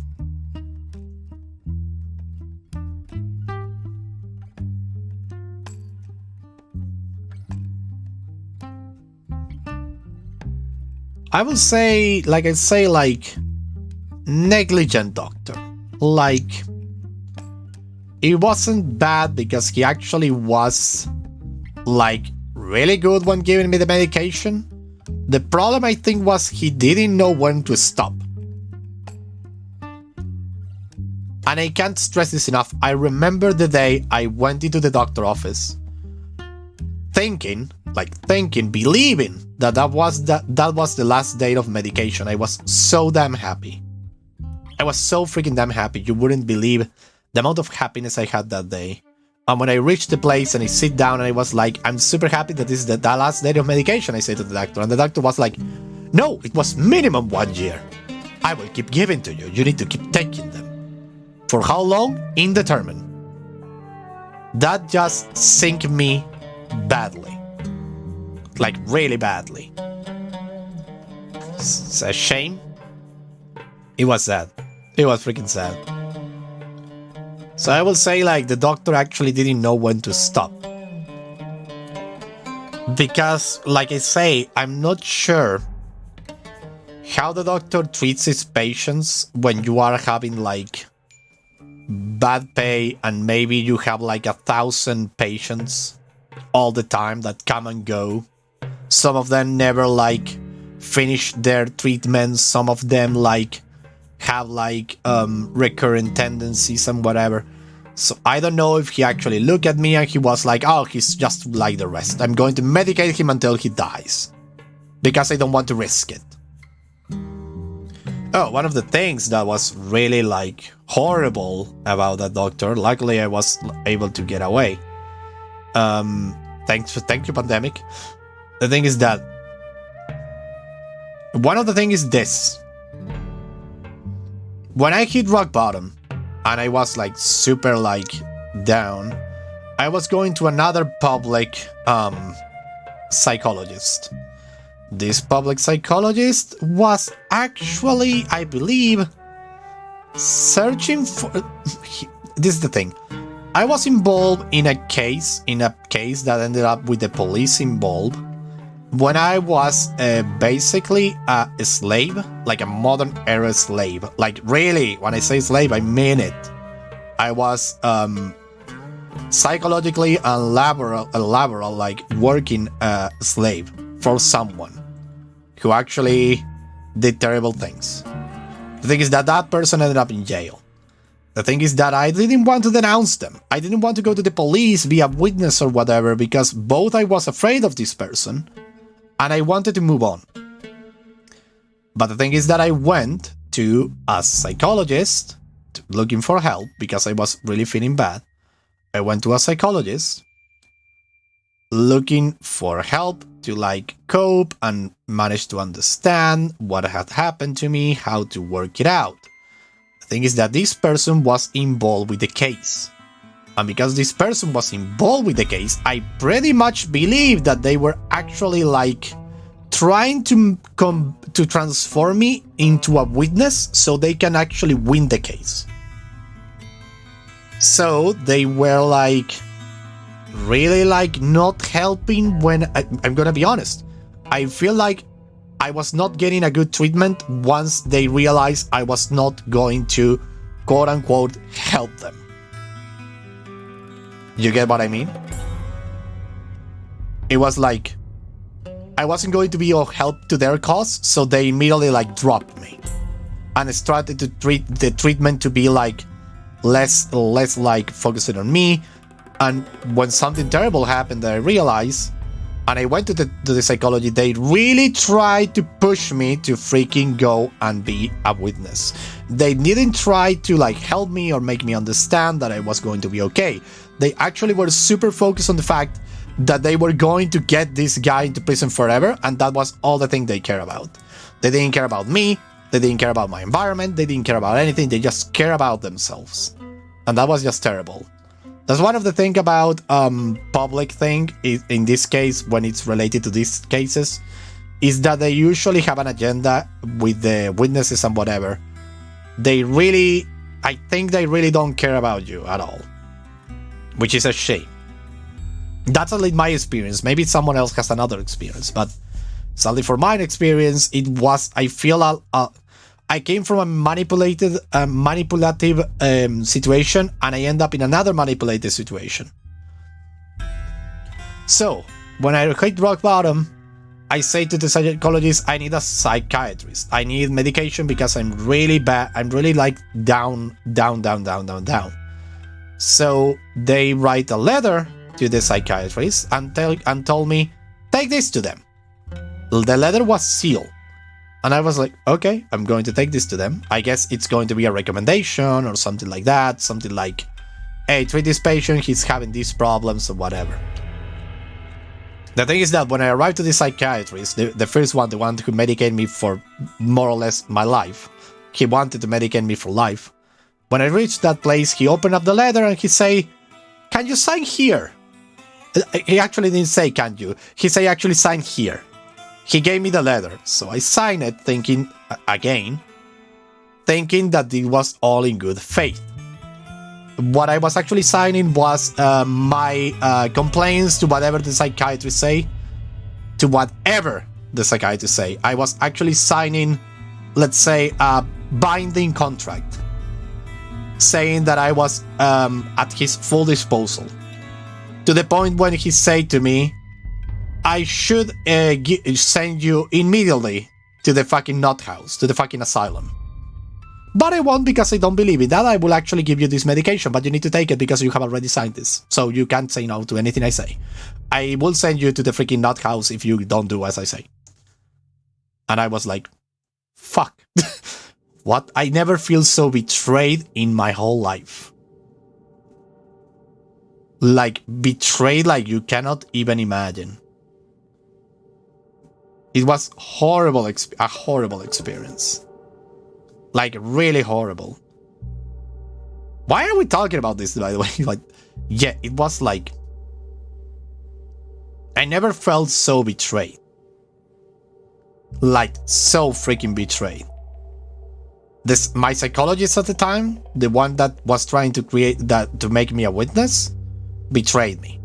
The psychiatrist betrayed me. I was feeling so freaking bad, so freaking betrayed. It was so damaging for my mental health that moment, when I realized that I had been manipulated.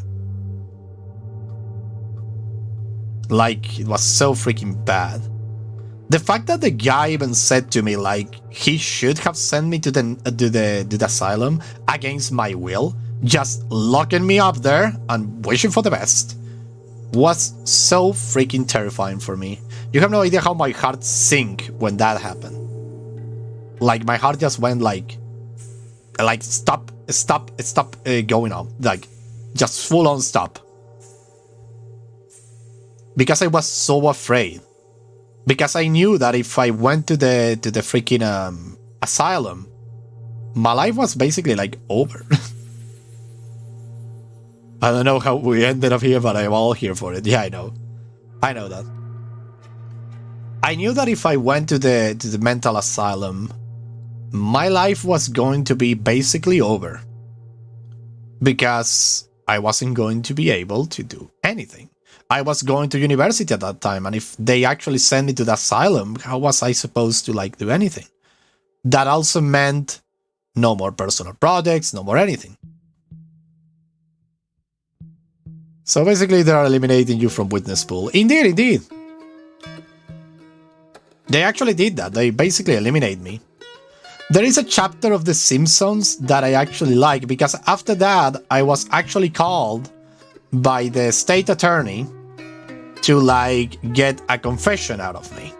It was really like and they actually managed, because this is terrible, guys, I'm not going to lie. When they can, they will manipulate you. Both the evildoers and the good doers, they will try to manipulate you, because that's their job. And when I went to the state attorney, they also wanted me to make me a witness. And they manipulated in such a way that I actually said yes. The thing is that I was able to go back there and say, I want to eliminate myself from the witness pool.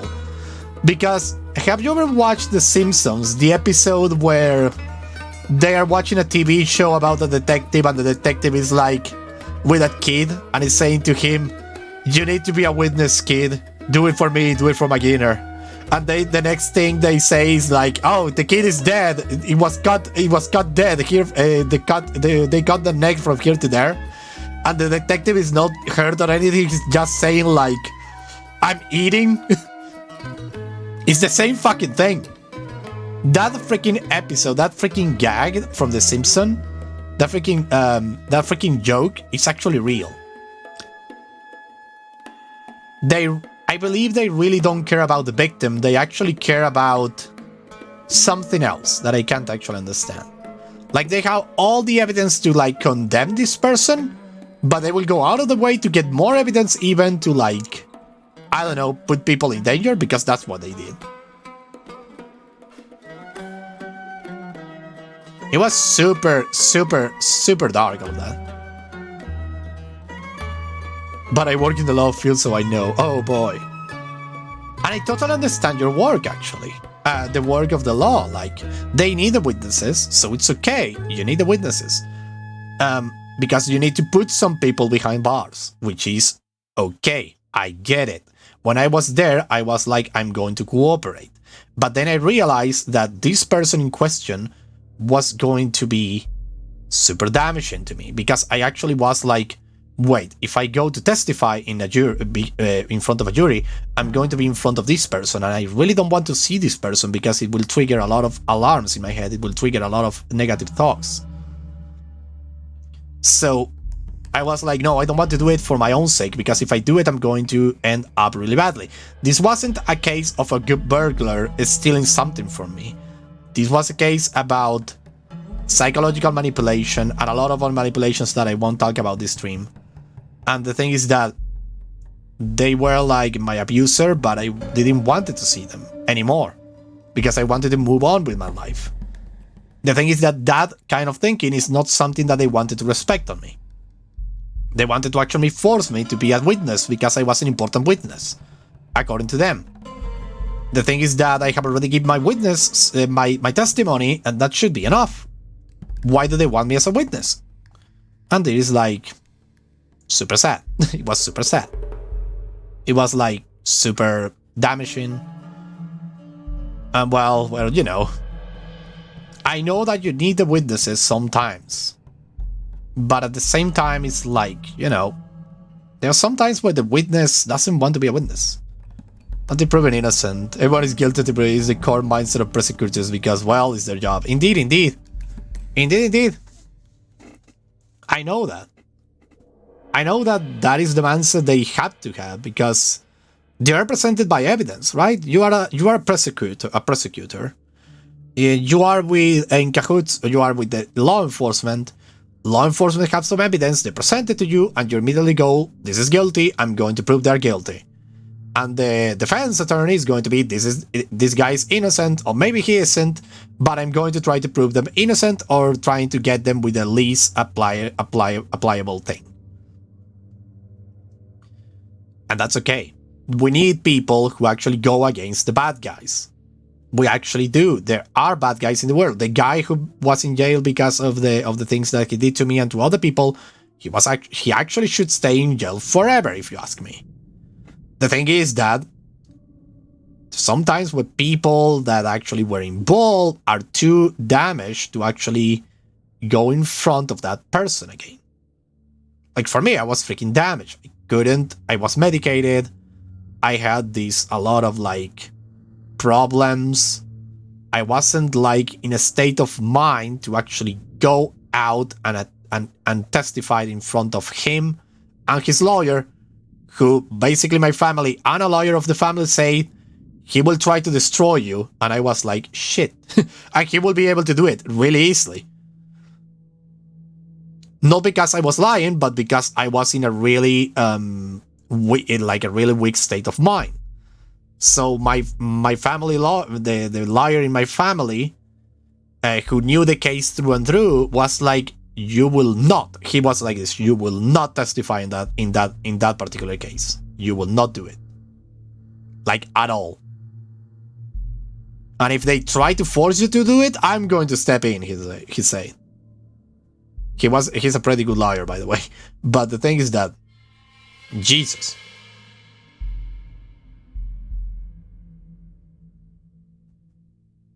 It was like so freaking like damaging. The worst part was that the moment I was like managing to like overcome my past, the moment where I was like overcoming all my trauma, all my bad experience, best free legal advice, indeed. The thing is that the moment when I was able to like overcome my trauma, to like overcome all my negative things, that I was going actually like stepping out of the dark place, I was called by the freaking state attorney to make a testimony. They freaking destroyed that year was lost again. Because freaking I'm going to tell you, the freaking testimony was a year after the fact. That is a problem with Argentina. The freaking judiciary system is too freaking slow. So when I was actually like, I was starting to feel free, I was starting to like move on, I was starting to do that, I was starting to forget, to heal, they came after me and they basically throw me under the bus. And I was like, fucking hell, I was so close to starting to get my life back. Even though I was medicated to the freaking eyebrows, I was starting to get my life back, and these guys came in and destroyed it. Indeed. I had like a really rough past 4 years. Actually, past 8 years, 6 years. 7 years. So freaking terrible, my dude. One day I will actually like talk openly about what happened when I was in, let's say, quote-unquote captivity and all of that. I will actually open up so people that are probably like, or are like feeling that they're in a similar situation can actually compare it to mine and see if they can get out, if they can like seek help, or if they can, if they are actually not having the same thing, you know, or stuff like that. I actually want to open up about all this case. Like, say it all, with names and all. The problem is that, for now, it's really hard. And if I ever do it, I want to, like, be sure that I'm going to get an audience. Like, a big audience, because it's something that I think it could help people.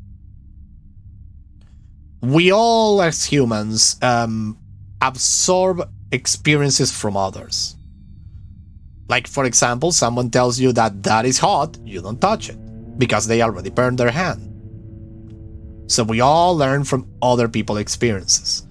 And I think my experience could actually be, like, another thing to consider when you are, like, for example, having a job offer that is a little sketchy. Maybe it is sketchy. Maybe you should wait and get another one. Or maybe you are like being like in a power dynamic that is not good for you. You should be able to know that and just like move on and get out of that.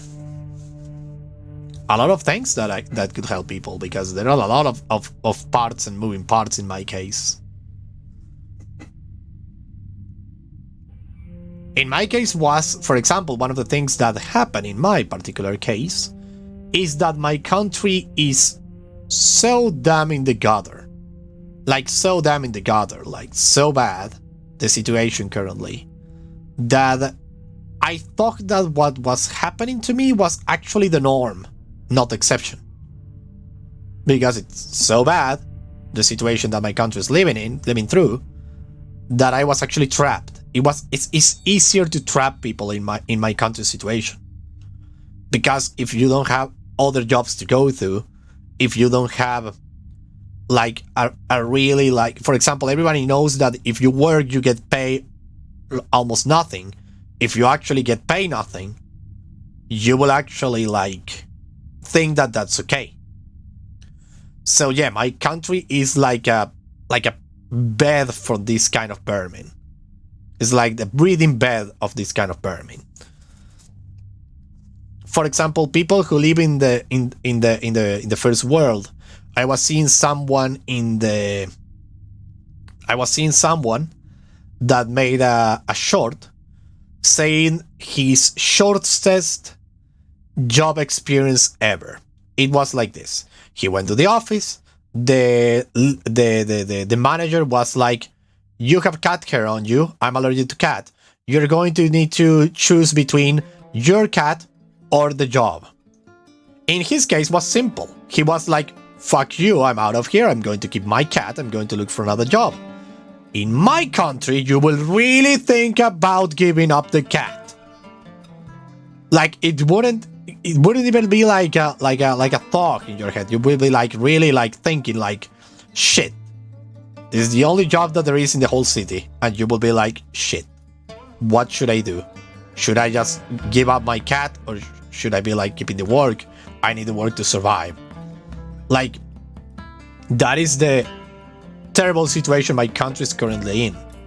Is that if you get a terrible job, you can't say no to it. In my case, I got this job that was painted like a good job because how terrible the rest were, and I was trapped then, enslaved and freaking like horrible. Like, and when I say slavery, I'm not watering down the term, I mean it.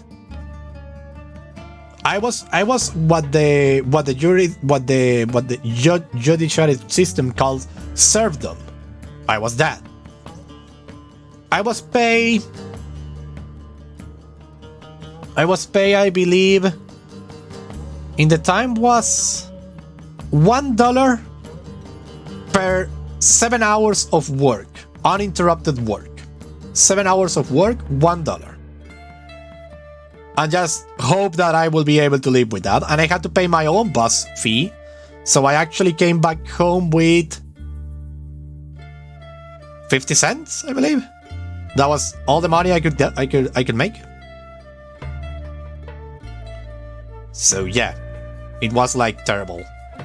But because the country is and was so terribly doing so terribly, I was actually saying how lucky I am to get 50 cents. Because there were no other jobs available.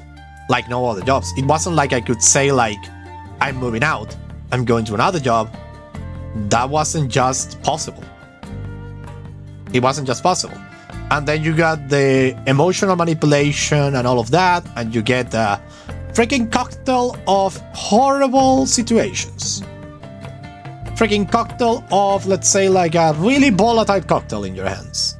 It was horrible. Utterly horrible.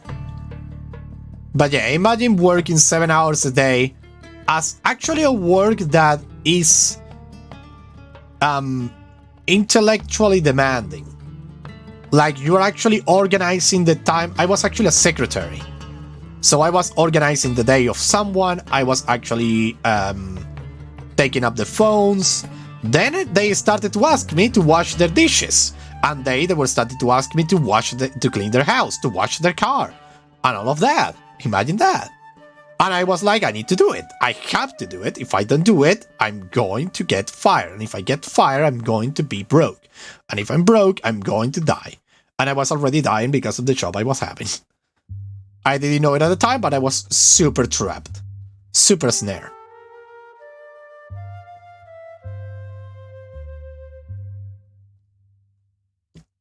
And I was with someone that was the definition of evil. And when I say evil, I'm not meaning like he had a reason. I mean that he actually was evil.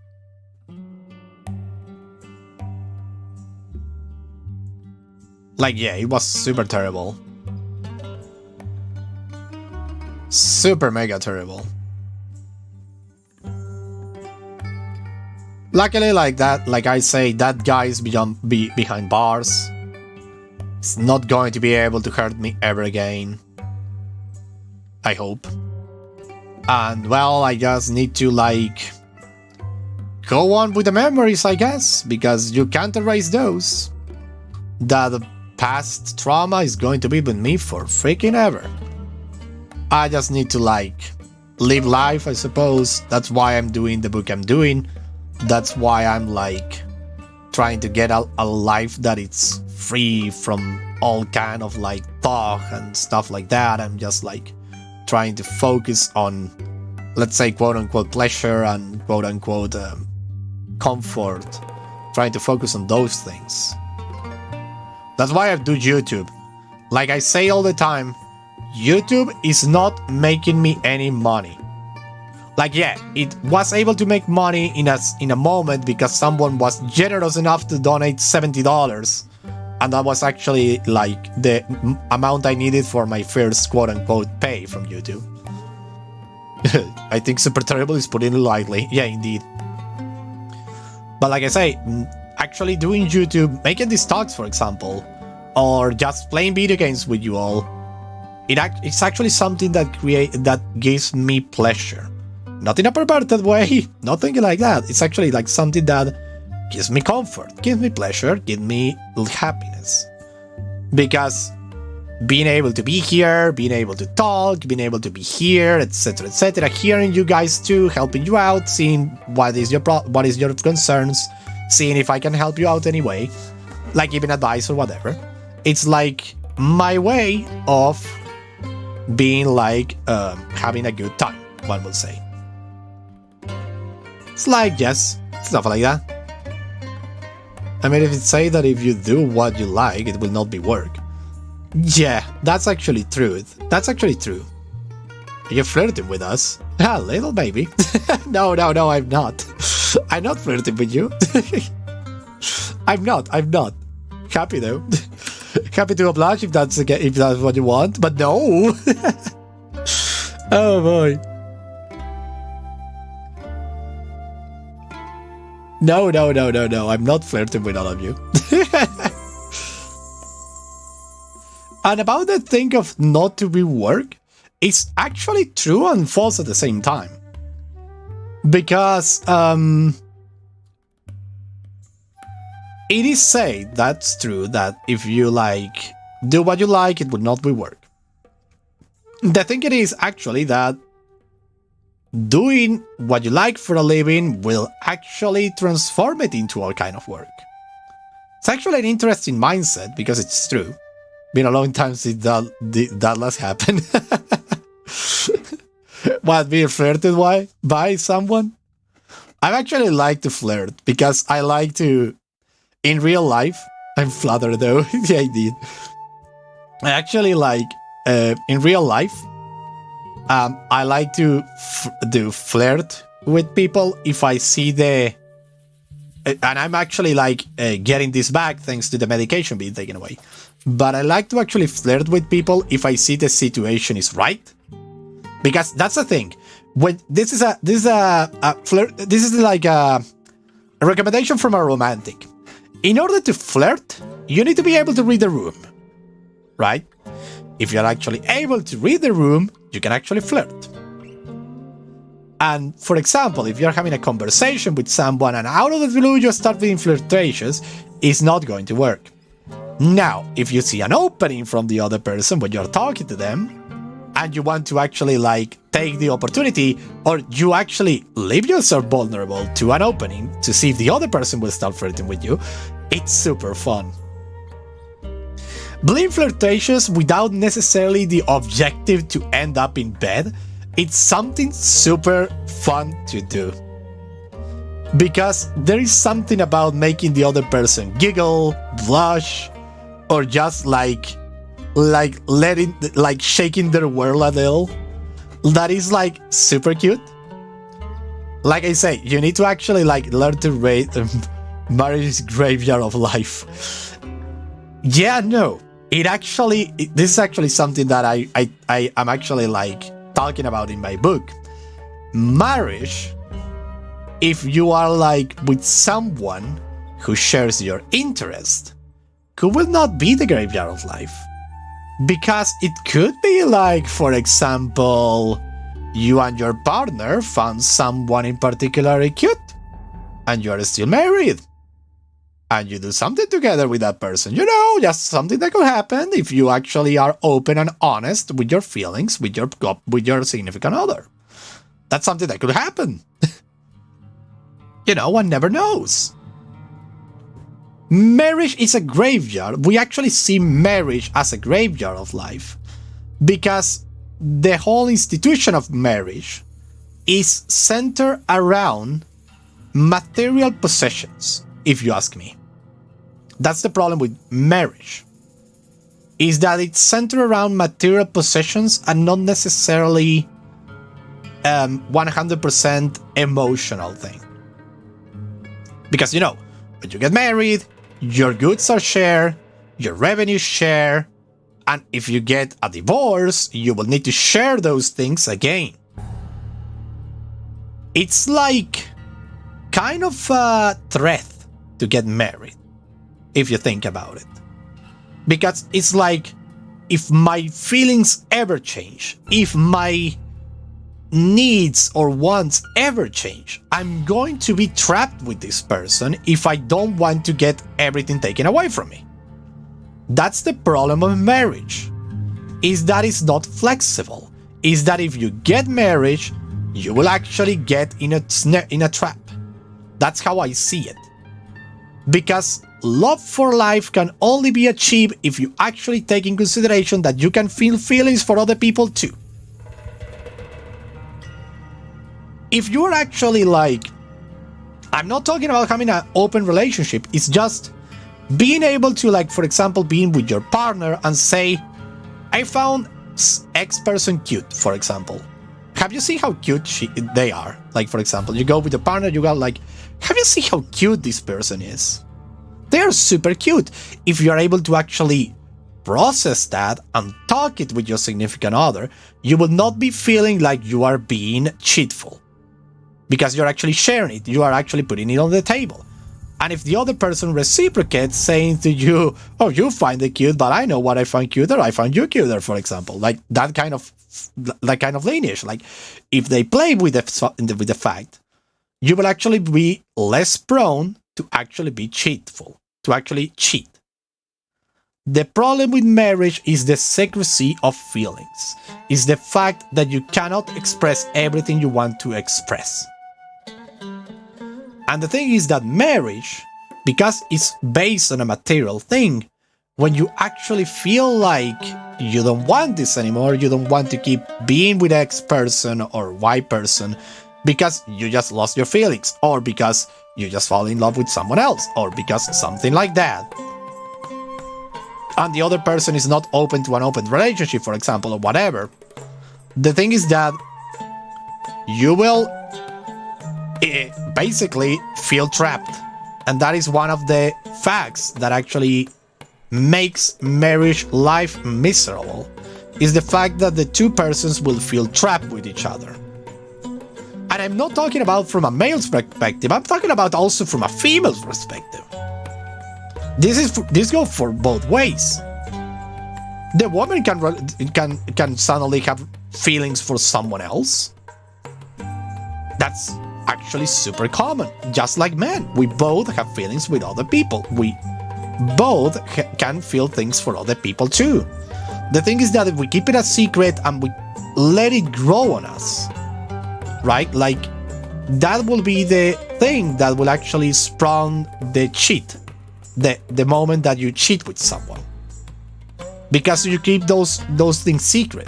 But I'm actually a believer that if you can share them with your significant other, and your significant other is not hostile to the fact that you actually can feel things for another people, and it actually plays with it, like for example, let's say play in bed, play in the morning, play like tease you, like for example, you see that this other person, someone and your significant other suddenly like gives you an elbow to the thing and says, she looks pretty good today. You will feel like you're being next to someone who understands you. And you would actually feel less prone to cheat. Because why would you cheat when there is nothing to cheat about? And if you actually can develop feelings with someone else, for someone else, but your partner actually likes accept them and actually like understand them, you will actually feel like you could actually lean more on this person than before, because they actually understand you. So if you can lean more in that person, you will fall harder in love, you will actually fall even more in love, etc., etc. Marriage is graveyard of life. That's true, because what I say, like, yeah, the thing is that if you actually go around and get married, you will get a significant chunk of your life oppressed by the fact that you are actually sharing a lot of material wealth, and you are always with this feeling that does they really love me because of my things or because of my person? Like, it's really interesting to think about it. It's really interesting to think about it, isn't it? Like, yeah, that's my thinking about marriage as it stands today.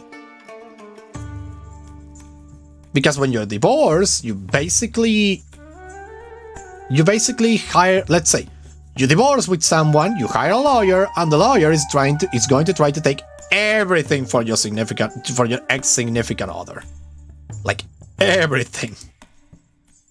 Full custody for the children, all the things, freaking monthly like pay, all of that. They're going to try to take everything. That's why you sign prenup. Indeed, that's actually something that you can do. For me, the best thing is actually a compromise that you can actually get without the marriage institution. Prenuption is actually something good because you can actually like say to your significant other, hear me out. If we divorce, you're not going to take anything that I have. And they're gonna be like, I'm not here for what you have, I'm here for you. And they will sign it and they will be happy with it. And you will be okay if you ever separate because you're trying to get to because you are maintaining the idea of a marriage that the West world has actually imposed to the rest of the world. Right? The West and, well, basically culture itself. And that it's okay. You sign the prenup, you don't have to worry about the other person going after your goods, after your titles, after whatever. You can just like live and be happy with that person, knowing that material wealth is not the fact that they are with you. For me, the thing is that there is one thing, and I know that's true. I know that is true. There are people who are assholes. Both men and women. There are people who are assholes. That will, like, for example, there was a case in my family where you have, like, my aunt and their boyfriend, right? They were together, they didn't marry. The thing is that they both have, let's say, quote unquote, share expenses in the house, right? They were both paying up things. The thing is that the asshole that was with her actually didn't pay for anything himself. He was actually hoarding the money. And when their relationship actually fell flat, and my aunt said to that guy, hey, give me half of the money that we have been expending in this house, in our goods, in everything, like we did actually comes in terms before the relationship started. He said no, and went away with all the money. That is actually in bad faith. That is actually a bad actor. And bad actors should be persecuted because they are actually doing it for their own personal gain. And they exist. I know. The thing is that, from my perspective, if we all are decent human beings, we should be, like, not playing with the feelings of others for our own material gains. That's actually my perspective. That's actually my way to approximate things. When I'm with someone, I actually put to their disposals all my goods and money and everything. That is something that I do, that I personally do. For example, if I have a really good friend, or I'm in cahoots with someone and I'm in love or whatever, I'm actually like 100% inclined to be like, hey, do you need money? Here's the money. Hey, do you need something? Here's that something. I'm actually like trying to like get to that point where I can be like genuine with my feelings and my goods. I'm not a hoarder. I like to have money though. I like to hoard money, but I'm not against giving it away. Even if that money is never going to come back, if it's come back, better. But if it doesn't, I don't have a problem. The thing is that I need just to, like, you know, be honest with my feelings. If I love someone, I want to see them okay. I want to see them good. I want to see them happy. So I will do whatever I can to see them happy, see them good, whatever. It's one of the things that I actually, like, try to achieve. It's difficult, of course, but it's something that I try to achieve. Don't loan money you're not prepared to lose. Indeed, indeed. Indeed, indeed.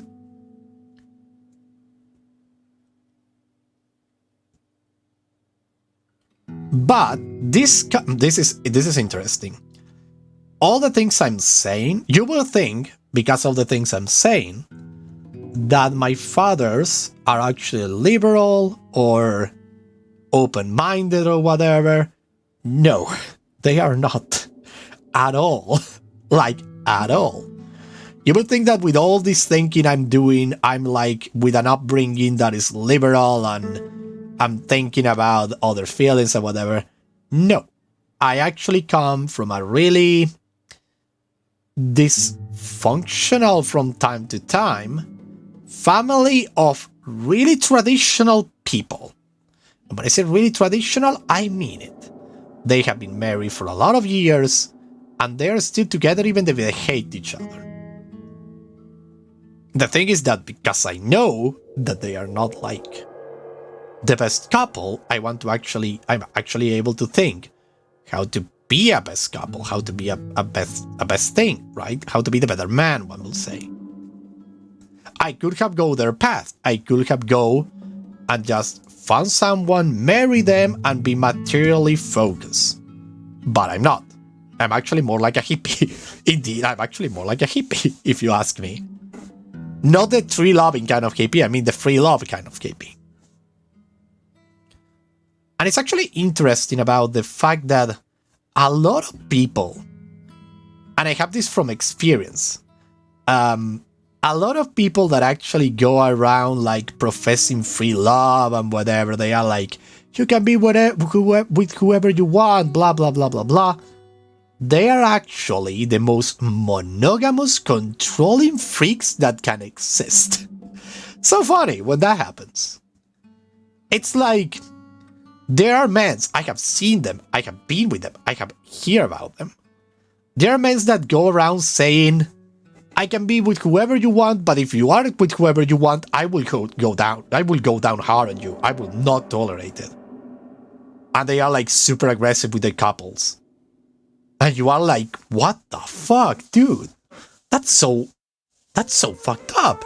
It's not even something to be like hypocrite about. It's something to just like plain evil. Like, what the freak? Like, they try to get what their... I'm going to be like psychoanalyst now. They try to get what their fathers couldn't get.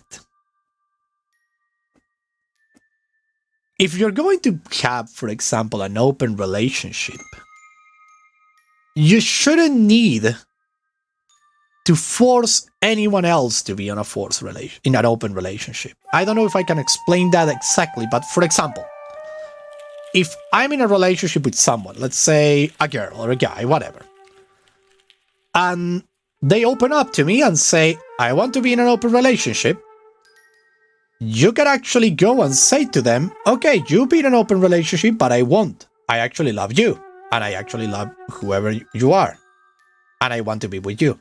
That is completely fine. That is something that most people don't understand about open relationships sometimes, is that you can actually be monogamous with someone who is in an open relationship. If you put some certain boundaries, of course. For example, let's put an example here. I'm talking about all of this hypothetically, of course. Think about that I actually write books about this. The thing is that if you want to be in a monogamous relationship with someone who wants to be in an open relationship, that guy who is in an open, or girl, guy, whatever, who is in the open relationship should never try to force you into an open relationship too. I don't know if you understand. It was something that actually so happened. It was someone, their partner were actually like, I'm in an open relationship, I can be with whoever you want. And they were like, you should be with someone else too. And what if the other person doesn't want that? Why are you forcing them to actually go after someone who they actually don't care, don't love, or whatever, just because you can't stand to the fact that that person only loves you? Right? It's an interesting thing. It's an interesting phenomenon. It's a phenomenon that a lot of people are actually defending, is the fact that if you are like open in relationships, the other person needs to be open too. Like it's their obligation, because it will be unjust. The thing is that injustice is not necessarily unjust if the person's feelings are a certain way. It's just stupid. It's just stupid. I love to make a philosopher about all of this. It's really interesting.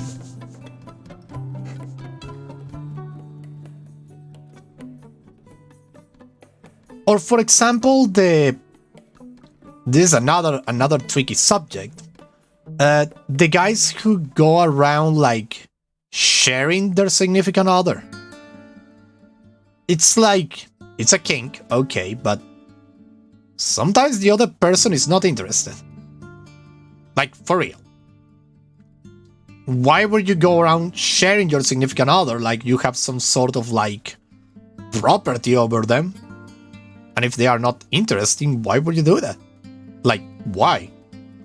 Don't share your significant other if they are not interested. Don't do that. It's a thing about, I will say, unethical lust. Because lust is a capital sin, yes, but it's not bad inherently. The thing is that if you have an unethical way of approaching lust, then you're having a problem. Because you can be lustful ethically, like respecting boundaries, for example, don't going after people who are already in a relationship that is monogamous and don't want to get it destroyed. Because one lustful people could go after someone who is actually in a relationship and don't care about the destruction or ramification of that relationship because they are just unethical, they're just evil by nature. The thing is that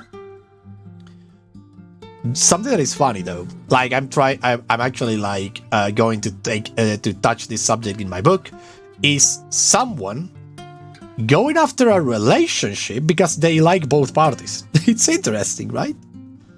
And why would that need to be shamed though? Like, why if you actually love two people that are together and want to be part of that together, why can't you like be like, hey, do you need a third wheel? Like, do you need a third wheel in this relationship? I'm all for it. That would be like super fun to actually like consider.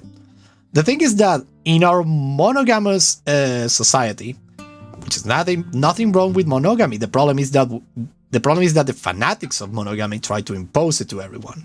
And monogamy is not necessarily for everyone. That's why we have so many people who cheat, so many people who hurt each other, etc., etc. It's because we see this as a moral standard, and it's not necessarily the case. And, well, you made, like, for example, there is something that actually happens, I think, a lot, is that people fall in love with someone who is unreachable because they're already in a relationship, for example. The thing is that they don't like that person, they actually like that person who is in that relationship. They like the way they shine, they like the way they talk, they like the way they behave, but all of that is because, and I kid you not, is because they are in a relationship with that other person. Because that other person influenced them. It's not that they're going to be the same once they're only with you. That's why when you are actually with someone who's actually like someone like like you are like with someone who's in a relationship and you actually like go around and you want to be their friends or you want to have something else, you need to know that if they are in a relationship, who they are and how they are is actually super influenced by their significant other. When they are with you or when they are with other person, they will be different. So maybe what you love is that person in the relationship. So maybe what you want is actually to be part of that relationship. It's weird. It's a novel way of thinking, I know. It's not morally correct, quote unquote, but it's something new that hasn't been like tested out a lot. I'm open my heart here, like why not? But that's the thing. That's the thing. It's interesting. Interesting that you bring up the thing of marriage, because that's freaking open a whole can of worms that I love to talk about because it's so much fun to talk about these hypothetical scenarios. Of course, always remember, all of this is hypothetical. It's not like completely like put into reality just as I'm telling it, because that's not exactly how it works. Somewhat legal. Oh, that's actually super interesting. But I have a question. Is the polygamy that is somewhat legal, which is okay, I have no problem with polygamy, but is the polygamy only one sex base? For example, only the men can have like hypothetical, yeah, indeed, winky face. That's exactly what I do when I say hypothetical. Sadly, my model can't wink because my thing, if I try to wink, it's going to be weird. The thing is that where polygamy is actually somewhat legal, okay, but is it legal only for men, or is actually legal also for women? Like, can a woman have multiple wives, multiple men? Only men, not polyamorous. Indeed, there we go. That's actually something that I'm like against legally, because It's okay, different cultures have different rules. I'm actually more of a universal people. I actually believe that we all should be free to do whatever we want. The thing is that, because it's only male, you have the problem that you are actually like imposing women with certain standards, like certain like ways of thinking and certain things that they just need to accustom to because it's something like it has the law behind it. And the law, like I said before, with marriage, that is actually like the problem with a lot of things, is that it's somewhat violent. And I get it, like I said before, the need to have laws is super important. I'm not a full anarchist that say that fuck the law, we should do everything we want, because that is only one way we will have a society that will collapse and nothing will be sacred anymore. But the thing is that I'm actually in favor of polyandry, because I never heard about the polyandry before. Take a look at that. I'm actually in favor of men and women being able to marry multiple persons at once. The thing is that the only reason I think that's not the case, the only reason I think is not the case, is because of the conundrum that it will create when talking about the division of goods when someone dies, when someone has a child, who will like keep the inheritance and all of that. It's like the problem resides in material wealth. And that is something that is actually like a problem because yes, transference of goods when someone dies to their offspring is important. The thing is that this kind of changes that I'm proposing is like a really deep change, really complicated to make. I understand it. That's why it is not made. Because we're all comfortable with the current state of affairs, which is okay. The thing is that if someone wants to do something different, you shouldn't be something different that is not damaging anyone. You shouldn't be like persecuting them. For example, what about if a woman falls in... The thing is, since marriage is religious tied in my country, oh, as long as your religious allow it, you can do it. So I see. In my country, it's actually religiously tied too, in that sense. In my country, we don't have polygamy, we have monogamy. We are a Catholic country. So when you marry by civil right, you then go to the church or vice versa. The thing is that, like I say, it's like complicated to tackle this problem. Because you have religion on one hand, and religion is intransigent. It doesn't negotiate. Religion doesn't negotiate, and law also doesn't negotiate. It's like a problem. Because when you have a religion that says this is how it should be, and this is how we will enforce it, you have the problem that you can't deviate from that. And then you have the law that says this is how it should be, and we will enforce it. You also have a problem with that, because if you are actually someone who falls off the norm because you are a philosopher, you're a free thinker, you think that love should be allowed for everyone, that everyone should be allowed to marry whoever they want, and everyone should be allowed to be with whoever they want, whatever time they feel fit, whatever. It's like, complicated to like put those things in cahoots with religious and other things. For example, in the book I'm doing, there is a strong religious aspect, but it's a religion that is actually like celebrating free love. But it's like an established religion, it's not a sect or anything. It's actually, in my book, fiction again. It's like a religion that is actually like in good terms with the feelings that people feel for each other, and the feelings that people can develop with other people. It's a complex system, I know, but again, my book is fiction. This is reality, and reality is like a little harsh on this. It's a shame. It shouldn't be that way, I think, because like I say, I wish for a world where people could be with whoever they want and they could talk openly about it. Not in a sense of being like lustful beings who go around and fuck with everyone just because they can, but about a feeling center mindset. I'm not saying that, for example, science is wrong, like I make that wrong. The thing is that if someone falls in love with someone, they should be able to be with that person. If then they fall in love with another person, let them be with that person too. If they fall in love with 3 more people, let them be with those 3 more people. And the other people that are with this person, if they truly love them, and they don't think about possessing them like a freaking property, they will actually understand that this person has developed feelings for someone else and still retain the feelings from them, for example. One thing doesn't take another thing away. When you are married or when you are with a couple and you develop feelings for someone else, it doesn't mean that you stop loving the other person, right? That's the thing.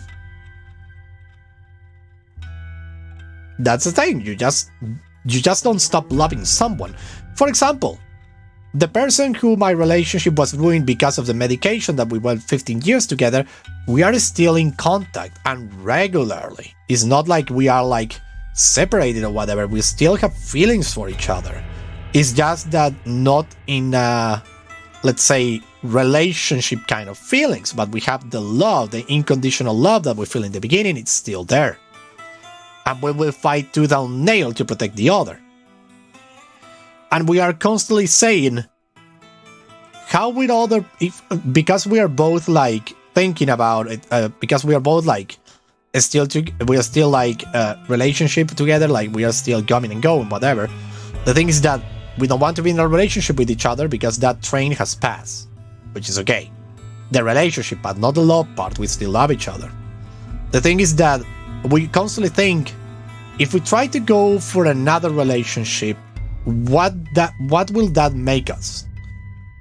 And I have this strong feeling that I'm saying, well, if I fall in love with someone else and they fall in love with me and whatever, and we are like, yeah, let's be together, I'm like, okay, I'm going to need to negotiate with them, because I'm not going to stop seeing my best friend forever because of their insecurities, because I'm gonna need to say them, I love you, I love them, but them are not going to be my focus entirely because I love you.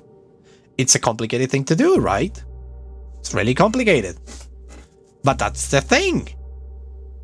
If you love someone, you should be able to understand that that person can love someone else.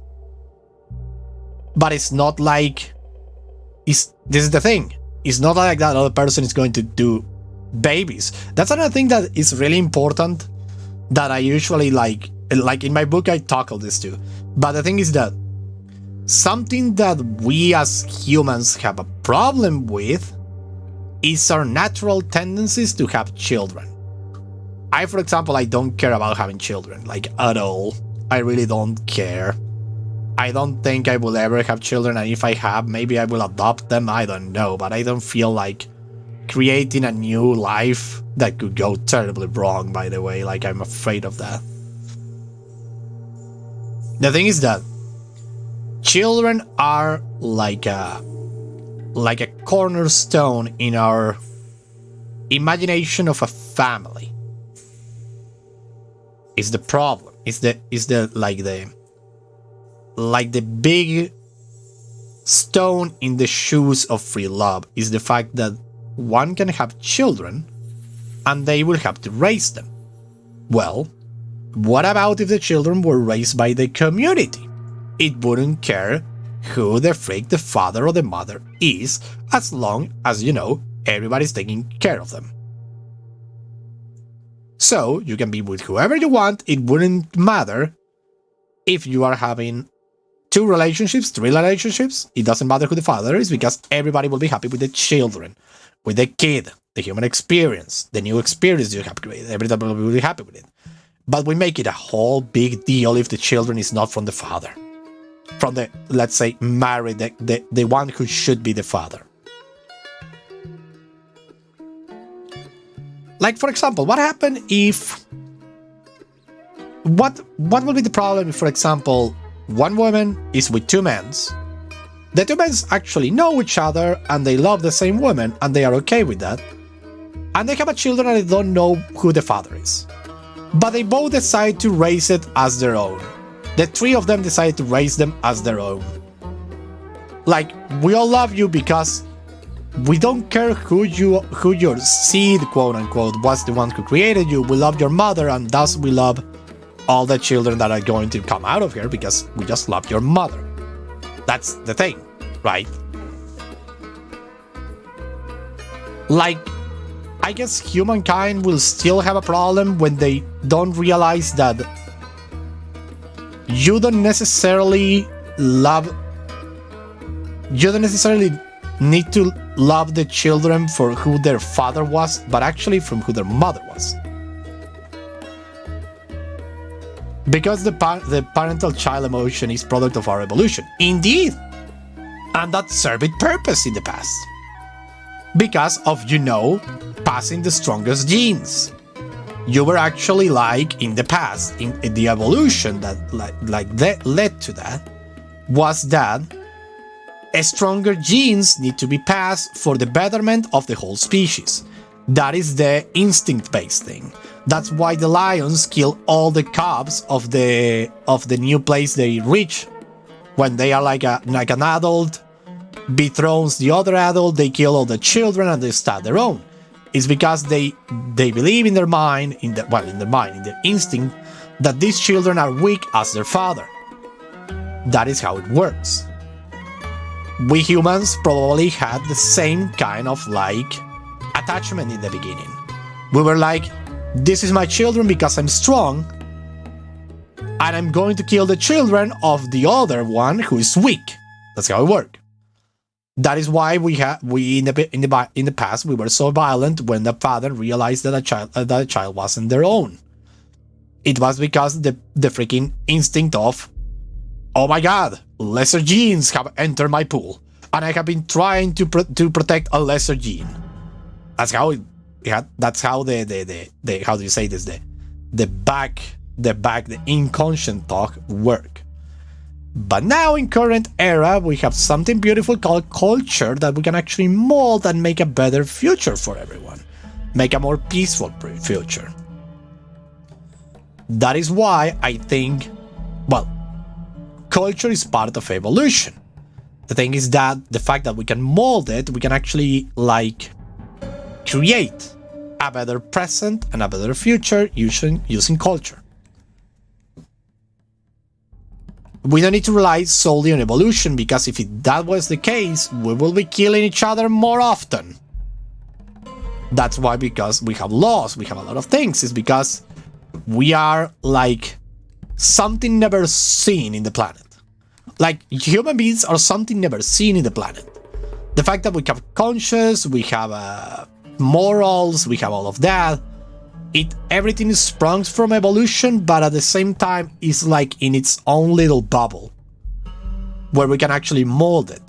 That's why you have some countries that are monogamous. That's why you have some countries that are polygamous. That's why you have some countries that are free love. That's why you have a lot of things.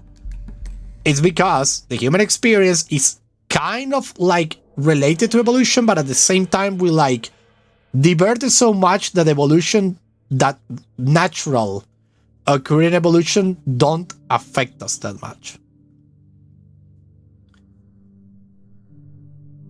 It's really interesting. Parental-child emotion, yes, is important. The thing is that, think about the whole amount of parents that are super okay with their children, as long as they don't know that it's not theirs. For example, I am with someone, that someone has an affair, and it has a boy or a girl, and I think it's my own, I will still have that parent-to-child emotion. I will still love that child to death. Only because I think it's mine, and also because it's from that woman. But as the moment I hear it's not mine, I immediately feel like something has been taken away from me. But what has been taken away from you? Well, first is the fact that, well, yes, they were cheating on you, which is terrible because that's emotional manipulation. But that's why I think the solution is being more open and being more like in good like faith with the other person. And the thing is that, what about if you like freaking like happy? You're happy. Just be happy with the children that you have. Even if you hear that it's not yours, if you have like raised them and taken care of them, they are basically yours emotionally. They are not going to change because they know you are not the biological father. They're going to still love you like you are because that's all they know and they freaking love you. And that's okay. That's freaking okay. And something that our culture has developed that is actually like super important for this kind of evolution that I'm planting, this kind of like idea that I have, is the fact that it's hard to put logic into emotion. Indeed, I know. The thing is that what I'm telling right now is the fact that we have so many contraceptives that are helping the individual to choose when to have children, with whom to have children too. It's hard to put logic into emotion. That is something that I'm actually like trying to understand if there is actually a way to connect logic with emotion. Like logical emotions, for example, something like that. It's something that I'm thinking in the back of my head sometimes.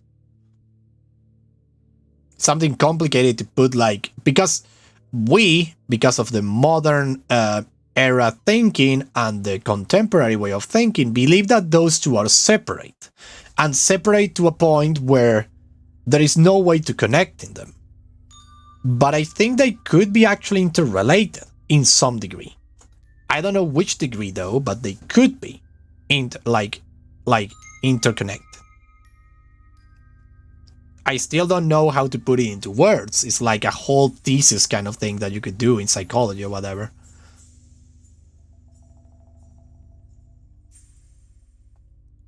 But you know,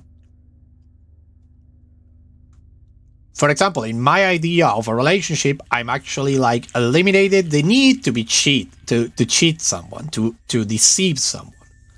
Because if you're free to do what you want and the other one is aware of that freedom, you will not need to feel cheated. Because if you know that someone can be with someone else, then you don't need to feel like you are being cheated on. The fuzzy feeling when you're feeling love, that's logic leaving your body. Indeed. Indeed it is, but it is a logic also. Like logic working in a different way. It's different, right? It's complicated to think about. I have had that fuzzy feeling. I'm actually recreating it with writing, which is super interesting to feel the feeling without the need to actually be like with someone. It's really interesting to do. It's a really interesting little exercise to actually write someone falling in love and just feeling that. It's really interesting, but at the same time, love is something more or less logical. It's different. The Elite Kid, welcome to the stream. We are talking about love, relationships, and marriage, and the institution of marriage. It's really complicated topic, but it's super fascinating to talk about and having a debate. And I love these little things to have like a debate. Because yeah, like I can understand actually, like I say, if you are taking care of a child that is not your own and you have been tricked to believe that is your own, that is a problem. Because you are actually being cheated, you are actually being deceived by another person who malicious intent is trying to make you believe that the children is yours. Why? I don't know. Because you're better set off than the other person. Right? The thing is that is just terrible. But, for example, if you go around and you actually for example, put this into mind, like this scenario, this fictional scenario. Let's say a woman, because it's the best example I can put of. Let's put a woman. She's looking two men. She's going around. She's having two men as a relationship, right? One of them both is actually like the primary husband, and the other one is the secondary husband. Let's put them those words. It's not necessarily like that how I imagine it works. They are actually both like equal. The thing is that, for example, both men know each other and they know they're seeing the same girl and they are okay with that. They negotiate it. They sit down and they say, okay, you love her, I love her, so we both want to see her happy. We don't want to possess her as an object. So we're both going to do our damn best to make her happy. That it will be like the ideal scenario, right? Both men jump into an agreement and saying, we both want to see her happy, so why don't we strive for that? Why don't we both together, for example, get the money to get her beautiful things, right? For example, there are beautiful things that sometimes are a lot expensive, but you actually think if we were two, we could actually buy them. Maybe that's true in this case. And so you have these two men like loving her and being with her and whatever. They don't have romantic relationship with each other, so they do everything separate, whatever. And then the girl gets pregnant. And when she's pregnant, one of them says, who is the father? And then the girl says, I don't care. And everyone will be like, why should I care? If I love her, I should love the little creature that is growing inside of her, just like it was my own. That will be like the good scenario, because ego, yeah, I know ego is something that we need to overcome as a species too. The thing is that way of looking at it, I know it's challenging because our whole mindset is different. Like, it's really different. But for example, I always like to use this like strategy, let's say, this pedagogic like way of looking at things is a person from the 17th century will not have conceived the world as we have it today at all. They just wouldn't be able to do it, and if you go back in time, they will be like, I can't understand how that works. Like, what do you mean you don't have a king? What do you mean you don't have a religious state? What do you mean all of that? But for us, it's super normal. Just like for them, it was super normal to have a king and have a state religion. And then in the future, who knows? Maybe it's just like I'm proposing it. Maybe it will happen that nobody will care who the father or the mother or whatever is of, say, children or whatever. They will just love it because it's from someone they love. Right? Maybe that is going to be for the future to decide. Well, it's actually for the future to decide. The thing is that, it's going to be a complicated transition. Yes, just like it was from a freaking monarchy to a republic to a city-state to whatever. It's all the time the culture change is going to be different. You get it more than just for filling your stomach. Or, for example, telling a 17th century that he will be able to read fluently. Like, most of the people will be able to read. And their children will be actually able to go to the university if they want. They will be just like, what? They can do that? Indeed, there is a lot of parallels that we can actually tell to, like, the things that we think today aren't set on stone. We are not in an era, we will never be, in an era where everything will be set to stone. Humanity is bound to change. Humanity is bound to evolve. Humanity is bound to, like I say, more than evolve, because evolve seems like it's an arrow going up. It's not like that. It's more like change. So maybe you will have like free love in the future, like I'm proposing. Maybe we will not. Maybe we will go back to having a Spanish Inquisition.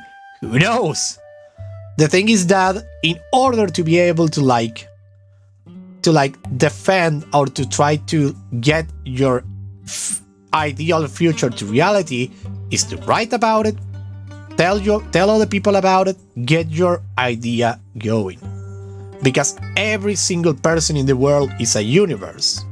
And when that person dies, if that universe was never communicated, that universe dies with them.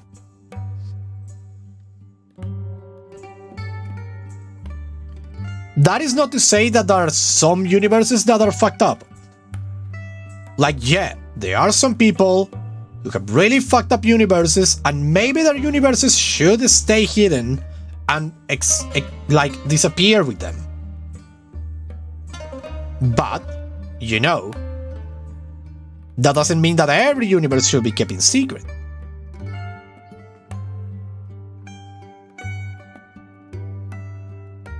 It's like that.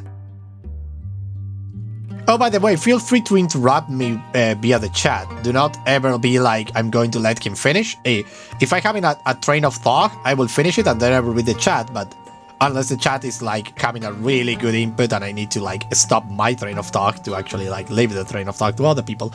But you understand what I mean. This is like an open forum of talking, of just sharing ideas. Who remember Fate or Holy Trinity? Me, of course. I'm going to play the 13 in another person's channel if you're interested.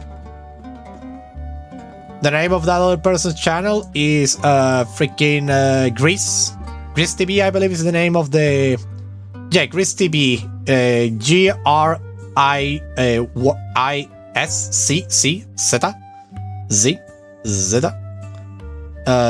thing. It's going to be interesting. The thing is that, like, those are my thoughts on marriage. Like, everyone should be free to do whatever they want, and if they found a couple or a friend or whatever who is okay with that way of thinking and is not having their own way of thinking, they should be able to say no or yes. This is something that actually is like illogical by nature, is to stay with someone who's hurting you. I don't know why people do that, but they do. But for example, if you are like I said, for example, if another person is like, I want to be in a polyamorous relationship, and you are like, I don't like that, but if you are set on doing that, then we need to break up. That's okay. Just don't get into any kind of relationship, be a monogamous, being whatever, that you are not okay with, because that will make you feel miserable. And that is not the idea of being in a relationship. Being in a relationship should be a happy thing. Should be a happy thing. If you want to have a freaking miserable relationship, let your parents decide who you're marrying with. That way you can have a miserable relationship and actually like say that it's someone else's fault, but don't do that. Don't freaking do that. Please, just don't. Just go with someone that will make you happy. And don't base everything on physical attraction. That's another way of making you feel miserable. And that's another way to actually push someone to cheat on you. Because if you only love someone because of their body, the relationship will only base on that.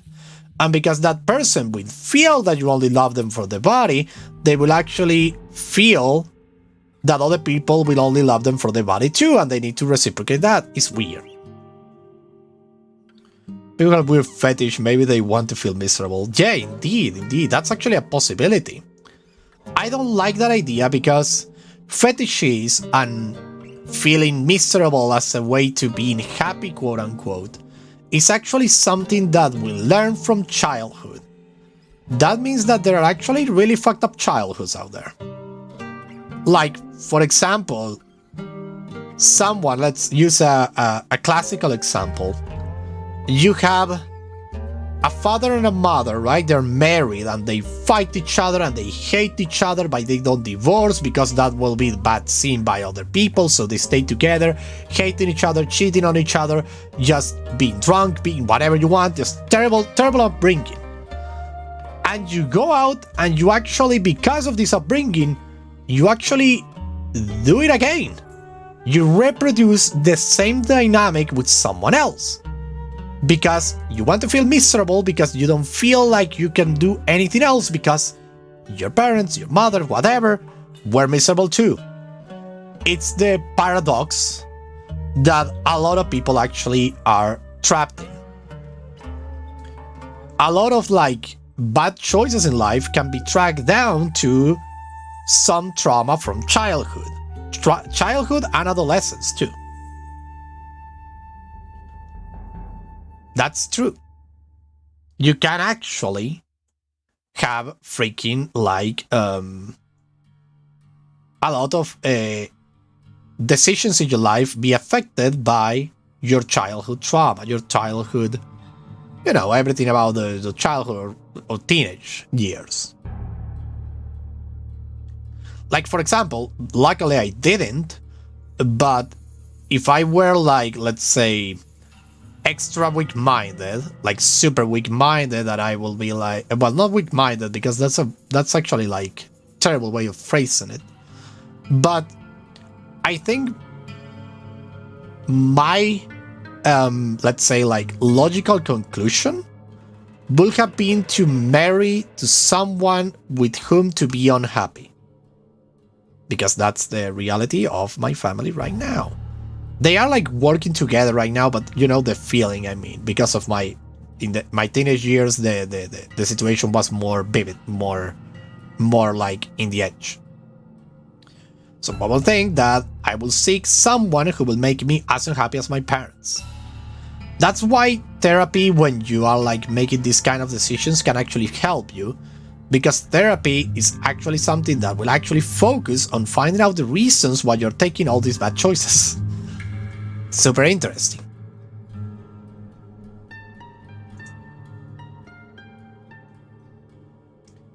That's why for me the living in the present and maybe, well, living in the present and prepare for the future is actually like super important mindset to have.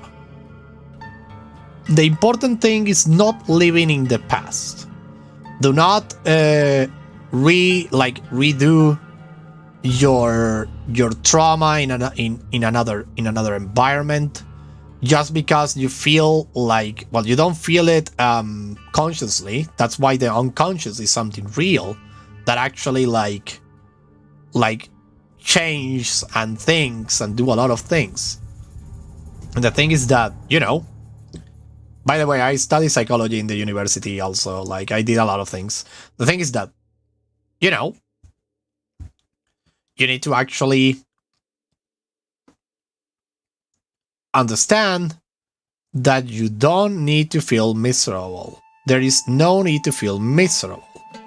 And if you find yourself trapped in a well of being miserable, you might need the help of someone else. Someone who really loves you for who you are. And that's complicated to find. Especially in today's world. Something difficult to find someone that truly loves you. Why do you think that medieval kings had lovers? They were feeling miserable in their own marriage. So they went out and they actually like loved someone from their court who talked the same language, who actually was with them a lot of times, who was their confidant, and they fell in love. And they didn't feel miserable with that person.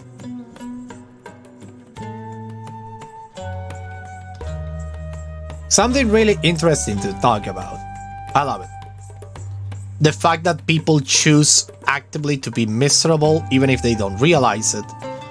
And the fact that most of the time, you're majoring in psychology? No, I was. In the past. In the past I was. And I probably will come back to it actually. In my country, the university is public and available for everyone. And has a really like super high level. Like if you go to this university, you are actually like super like set to having a, let's say, successful career more or less, at least intellectually. I'm actually majoring to being a historian, but I want to go back to psychology in the future. The fact that I'm not doing psychology is part of my trauma for these past 4 years. It's not about of the bad practice of the psychiatrist, it's because of something else that I haven't told you all about, that I will actually tell you about in another moment when I have the confidence or whatever to say it. But yeah, you can actually see, now that I say that I have actually studied psychology, I was 2 years in the university, I was actually 1 year in the university, but like 3 years preparing, you can actually see that I don't talk from nowhere, out of nowhere. I actually put a lot of thought into this. Like a lot of thought into this. I would actually love to go back to psychology and to read more about it and all of that. But I'm currently with history because I really love history and I like actually to understand the past, get to see how we end up here, and then you will never, this is one thing that you need to go, you will never have a crystal ball studying history, but you can actually see like some recurring patterns, but they are not actually recurrent, they're actually like similar. One thing that you have to learn when you're studying history is that history is not cyclic, it's not something that repeats itself. Even if you are looking at things and you say like, oh, this is just like this other era. Yes, it is. That is because we actually like... Do you want to have a child? I will answer that in a second. Let me actually finish this way of thought. If you like study history, you will see recurring patterns, but you must know that the situations that led to that recurring pattern are not the same that led to the first pattern. It's different, it's complicated, and it's like never the same. That's why people, and another thing interesting, there was never a golden age. For real, there was never a golden age.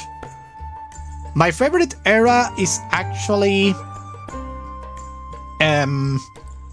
I think the ancient Mesopotamia, Greece, Rome, Egypt, all of those. Then I don't like medieval era a lot, but I like the modern era. It's actually interesting to read. And contemporary, I actually like all of them, but if I have to specialize, I would say Mesopotamia. Mesopotamia, that means 2000 to 373 BC, before Common Age. Uruk, indeed. Are you getting a job or is YouTube your job? I'm actually going to have a job. Well, first, to answer the first question, do I want to have a child? I think there are so many risks at having a child that I actually consider not to have any in my whole life. I will maybe reconsider if I meet someone else who wants to have a children and I love them so much that I will actually consider to have a children, I will do it. Are you getting a job? I actually study. YouTube is like, let's say, a hobby that sometimes pays. And getting a job that will be... I actually have a job as a writer. What am I saying? I'm actually working for a collective of artists that are doing an exposition about biodiversity. And I'm getting paid for that. So yeah, I have a job. And then if I don't get a more stable income via YouTube or via other writing job, I will end up working in the summer for 2 months without rest. So I will not be able to stream ever for 2 months. Maybe I will be able to stream once a week, but that will be it. I will definitely be a good father. Probably I think I will. I think I would, right? But maybe I think about having a child, right? But maybe I will actually be more at ease if I adopt a kid rather than having my own. I don't know, it's weird. It's a weird set of feelings. Because like I say, I also think I will be a good father because I'm going to be a professor. I'm going to be father of many children. Even if they are not my children, I'm going to be educating them. So I'm going to be like, educating the children of other people. They're going to be like my children. I'm going to take care of them. I'm going to be like there for them. That's my objective. The thing is that I don't know if I want to have my own children or trying to be like foster parents or be like adoptive parent or something like that, just to give children 80% child split by adoption. Indeed, the thing is that I think there are people out there that could use my help, right? It's like an altruistic way of thinking, but well, you have here my thoughts on marriage and whatnot, so you can actually see where I'm coming from. But I think that there are a lot of children, a lot of adolescents, a lot of teenagers, whatever, that could really use a parent figure in their lives. I don't get it because they are trapped in the adoption limbo. Like nobody wants them, they think they are too complicated or whatever. And I feel like I will actually like to help them out.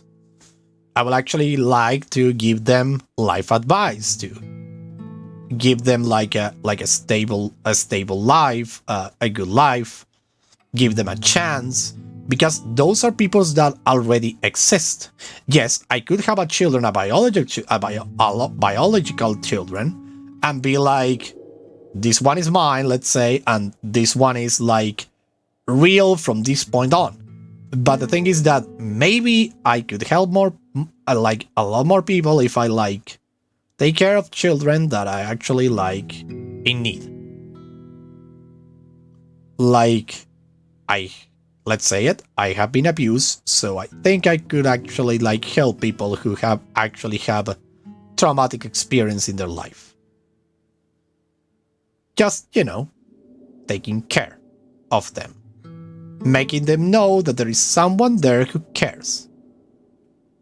And just gaining their confidence and making them know that they can trust me and I can trust them, and we can be like, he can have like a father figure, and maybe when he has 18 go to university, or like achieving all the things, or having a family of their own and stuff like that. It's like my way of thinking about that. Still, getting to adopt someone is so damn complicated. I know that it's super complicated, and it's like a long-term plan indeed. The thing is that, there are kids out there that nobody deserves to be in the hands of the state, if you ask me. Like, the state is so freaking like unprepared, understaffed, and unwilling to take care of children and teenagers. Just like that. They are like, you turn 18, goodbye. And that's such a sad way of seeing it. And the fact that not a lot of people have my mindset is actually sad too. Because it's like I said, yes, I know there are a lot of troubled teenagers, a lot of troubled children that are difficult to raise because of past trauma, because of trust issues. Thing is that it's like a work for the community to actually like, get them to have a better chance. And that is something that everybody deserves in this world, is a chance. Unless you are a psychopath. In which case, sorry, but psychopaths don't have a cure, as far as we know. They just don't process emotions like we do. But, there are a lot of people that actually, like, could use the help. There are a lot of good kids, good children, good kids, good teenagers that are trapped in a freaking orphanage where they are mistreated, when they are like say that they're never going to be enough, but they are constantly reminded that when they turn 18 it's over, that they are constantly reminded they don't have privacy, they don't have like, regular things that everyone should have. They are just like a factory of children, right? Like they live in a factory. They are like the outcast of society for some reason. And they shouldn't.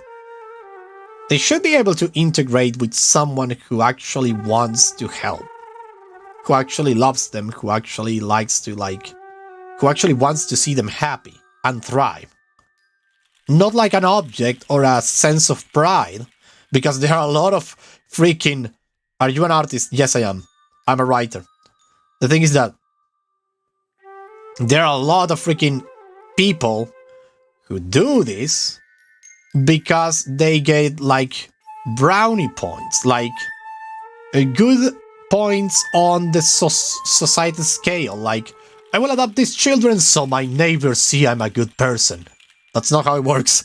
God damn it, that's not how it works. That's just not how it works. If you adopt someone, or you like have a child or whatever, because there are a lot of people who have a child because they say like, it's my patriot duty to produce more soldiers. It's ridiculous. If you have a child, you must be ready to love them, to take care of them, to understand them, to put limits where limits are due, because that's important. Putting limits is important to the well-being of a child, of any kid. And then, you know, if you like can adopt someone with full heart and being just a good person, because you want to give everyone a chance, and you want to like, maybe I could like help this person out. The only problem is that we have still the mindset of adopting children only as a last option. You can't have children, but adopt one. That's not how it works, like I say. Like, you shouldn't be compulsory having children either. Like, if you're going to have a child, you need to think about the consequences. That's gonna be a life. That's gonna be another human being. If I want to have a child, like I say, I'm not particularly keen of having children because I think there are a lot of risk involved, but I will be a happy parent if I ever happen to have a child. The thing is that, well, you have to know that you're not creating an object or someone who will entertain you. You're actually creating someone with needs, desires, fears, hopes, and dreams. You know? Regular stuff. And maybe you could also, like, pick up the child of someone who couldn't have them because of economic things or didn't want to have them, and just give them a chance. Just treat them like a decent human being. And yes, I'm an artist, I'm a writer. Full time. I just love to be a writer. Such a great thing.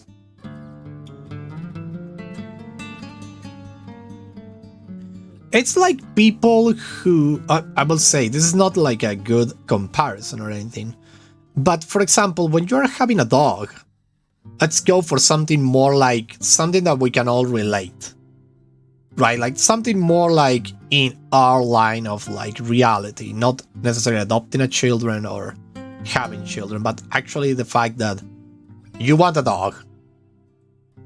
When you want a dog, this is actually really interesting. Most of the time you want them because they will be good company, because you will love them, because they will love you. Right? That's actually how you don't get a dog because of the prestige of having a dog, because you need to like have a dog because society demands it from you. That actually having a dog is the most freaking volunteer thing you can do. Like the moment when your will actually stands out, because you know you want a dog because of the company, because they're cute, because you could give it a better life, and you get the dog, and you actually do all of that, and for 10 years you will be super happy with the dog until they sadly die.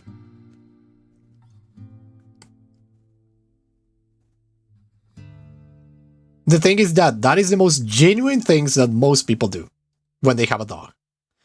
Unless they go around buying the dogs from a breeder because they want a certain breed, in which case they don't want the dog, they want actually the freaking prestige that comes with the dog. Which is actually sad. Because that kind of mindset is the same kind of mindset that actually sends children that need a loving family into a family that only wants them because prestige of having adopted a child. Sad. Sad indeed. Also, another thing that I actually don't like is the fact that most of the time the couples use children to like solidify their relationships. You know what I talk, right? Like, for example, a couple fights too much and they are like, let's have a child. And you're like, why in that moment they decided to have a child? What they were trying to accomplish? And they divorce and they have a children that is going to be traumatized, probably have seen a lot of fights, and has actually like have two fathers that didn't love each other, so why do they have him? Just to keep the freaking family afloat? That's not how it works.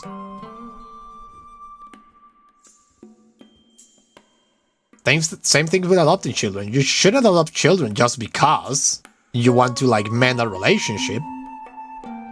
You should do it with wholeheartedly. For example, someone who do it wholeheartedly that I'm pretty sure is probably it's going to be one of the any non-fiction recommendation for Argentina writers. Non-fiction. Oh boy, you have killed me. Let me see in my forever expanding list of books. Non-fiction, you say? God damn it. Huh. And the problem is that these are not international, so no. Let me see. A little complicated there. You have actually killed me. I have so many fiction and one history books, but most of the history books are written by people outside of here. Yeah, I don't have any recommendations, sadly. I will over recommend some comics, though. Like, we have some really good comics. Damn it, my character just move around like Jesus. When I'm looking around, they are like... like, yeah. Non-fictional works. The problem is that the books I have are only in Castellano or in our language. And they didn't like ever get out of this continent. It's complicated. For example, I have Interdisciplinary Studies of an Ancient History 1 by Cecilia Ames and Marta Sagistran. The thing is that those books that I'm recommending you were already difficult to like get for me. Oh, it's available in English. I don't know if it is. Let me see real quick. Let me see if this one is available. If I write it like this, would it like come out? Ah, damn it. Well, maybe it is available in English. Nippur de Lagash is one of the ones I recommend. Nippur of Lagash. It's a freaking comic series that I love. I'm actually thinking about reading them on Discord. Oh, by the way, we have a Discord server. I don't know if you want to join in. I basically use the Discord server to just like announce when I'm live. And well, from time to time talk with the community. I don't like to make talk a lot with the community, like a lot.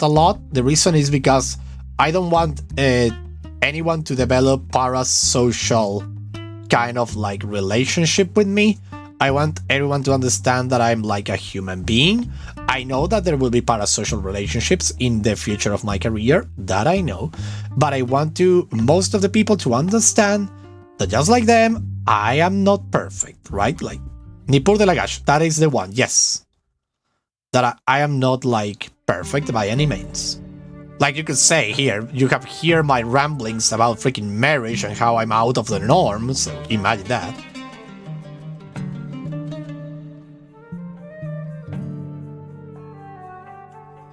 Nippur de Lagash is so damn good. You have no idea how good it is. It's really old though. It's like really old, but it's so damn good. And then you have Dago. It's so good. Have you played any Resident Evil games? Of course I have. Resident Evil 4 mostly. I have played that when it was in PS2. And I love that game to bits. Even though back in the day I was really terrified of horror games, that was my first horror game that I started and finished. Resident Evil 4 was such a great game, my dude. I really enjoy it a lot. So good, so good.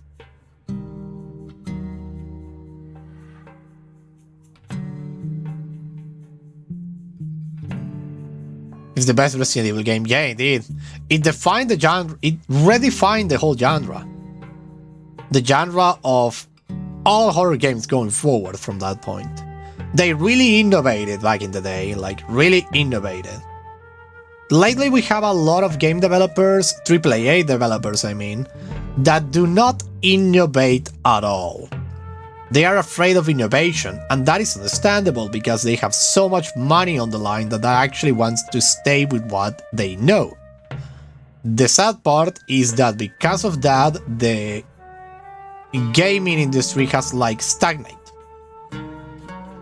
Did you hear? Of course I hear. The problem is that it's so damn expensive in my country that I can't have it, and probably my computer will not be able to run it.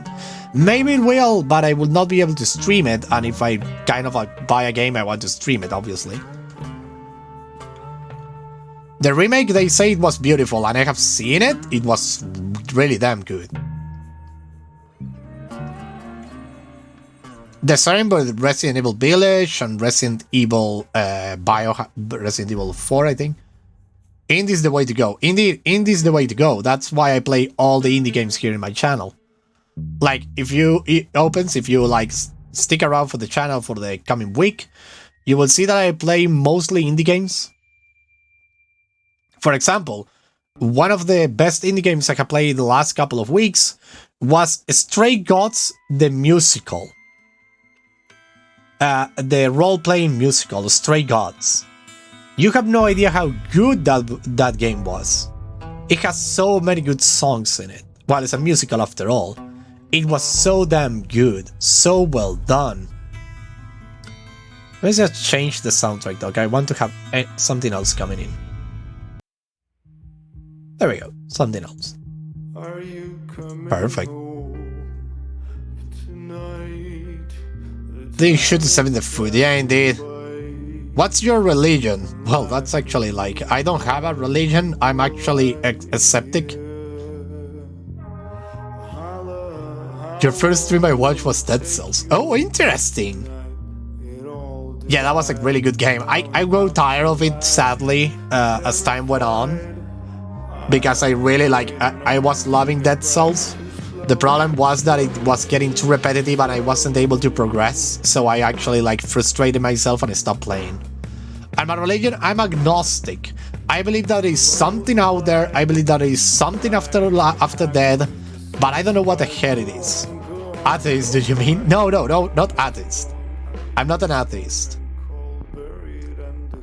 I actually I believe that there is something, I just don't know what it is, and I don't think any of the religions on Earth can actually give the correct answer to it. I could be considered an atheist, actually, but I'm not an atheist. My brother is, but I'm not. It's Islam, no. There is no religion over this earth that can actually understand the truth of it all. I believe the best one I actually like is, let me see if this one is the one I'm thinking. Yeah, I think this one it is. Yeah. I think is, you will think I'm a weeaboo, but I actually like this one. Is the Shintoism from Japan. The original religion, not the Buddhism. The freaking Shintoism. I believe that one is the one I like the most, because it doesn't have a prophet or a set of tenets to obey. It's more like traditional, one will say. More connected to the earth too, to the elements, which is something good. Of course, my Catholic upbringing, you call it God, I call it universe. Indeed. For example, my Catholic upbringing actually have set in my... The Quran has predicted a lot of stuff. Listen, a lot of religions have predicted a lot of stuff. A lot of them. Islam, Christianity, Buddhism, they have all in some shape or form predicted stuff. And that is just because they were really imaginative in their thinking, in the way of thinking, in the way of looking at stuff and stuff like that. Like earthquakes in the Middle East. Listen, that's a lot to like, that's actually a lot to like interpretation. There is no, this could get ugly. Yeah, I know, but there is something I need to know. Nobody has the keys to the future. Not any religion, not anyone. And the day of judgment is not soon. It's not soon. They have been saying the same for the last 1,000 years and we haven't seen any kind of trumpets in the sky. I'm actually like okay with one way of the Christian thinking. Nobody can know the end date. There is no judgment coming. The judgment is all rhetorical. It's like there is not going to be a judgment day like you're all thinking it will be. It's going to be different, I believe. And I don't even believe in the judgment day like a thing. Like what? For real, do you believe that an astronomical deity that is probably more composed of mathematics than other thing is going to judge us based on moral standards? It's going to judge us by something else that I don't even want to think about. Maybe if we're lucky and the freaking Egyptians were right, the Egyptians back in the day, they will judge us based on how many people have we made happy and how many people have we made unhappy. And that's it. I hope that is the way they judge us. Not based on how many people you sleep with, how many lies you told, how many bad talks you had. But am I going to need the police thinking all of this? No. Will you judge on ethics? Yeah, indeed. How soon is soon? Indeed, how soon is soon, right? They say soon because I think this is the thing. Everybody wants, if we get judged on ethics, Savage, we are doomed. Everybody's. The thing is that if we like ethics, human ethics, of course, because if we are judged on a base of faith basis, we are all going to get free. The thing is that I don't think so. The thing is that how soon is soon? A lot of prophets, a lot of millionaires, a lot of people who talk about the end times, have you think about this? None of the ones who say that the end was night came from the upper class. Have you ever heard about a pope saying that the end times was in 10 years? Have you ever heard about a king or an emperor or someone saying that the end was in 10 or 20 years? Like all these millionarist people who came out saying that the end was night, all of them came from one point specifically. The lower strata, the lower classes. It's not that I say that it's stupid or anything, it's just that in order to see their suffering end, they were always saying that the end was coming in 10 years, the end was coming in 20 years. That is at least in the 17th century. Now, in the current era, we have people who want to capitalize on the end times. It's a phenomenon that is happening. Preachers that go around saying that the end time will be in 20 years. And if you don't come to my church, you will be judged and sent to hell. And if you don't buy my book, you will be judged and sent to hell. What? And you of all people, I will say, you, the guy who manipulates everyone into thinking what they want them to think, I don't think so. Plus, one of the teachings that the Catholics have that I think is super good for everyone's sake is that nobody knows when the end times will come. Nobody. No religion, nobody can tell it. Like, nobody can say it. Except the scientists who have actually thinking about the freaking sun eating us whole in a couple billion years. But other than that, the religious judgment day, something that nobody knows and nobody will ever know.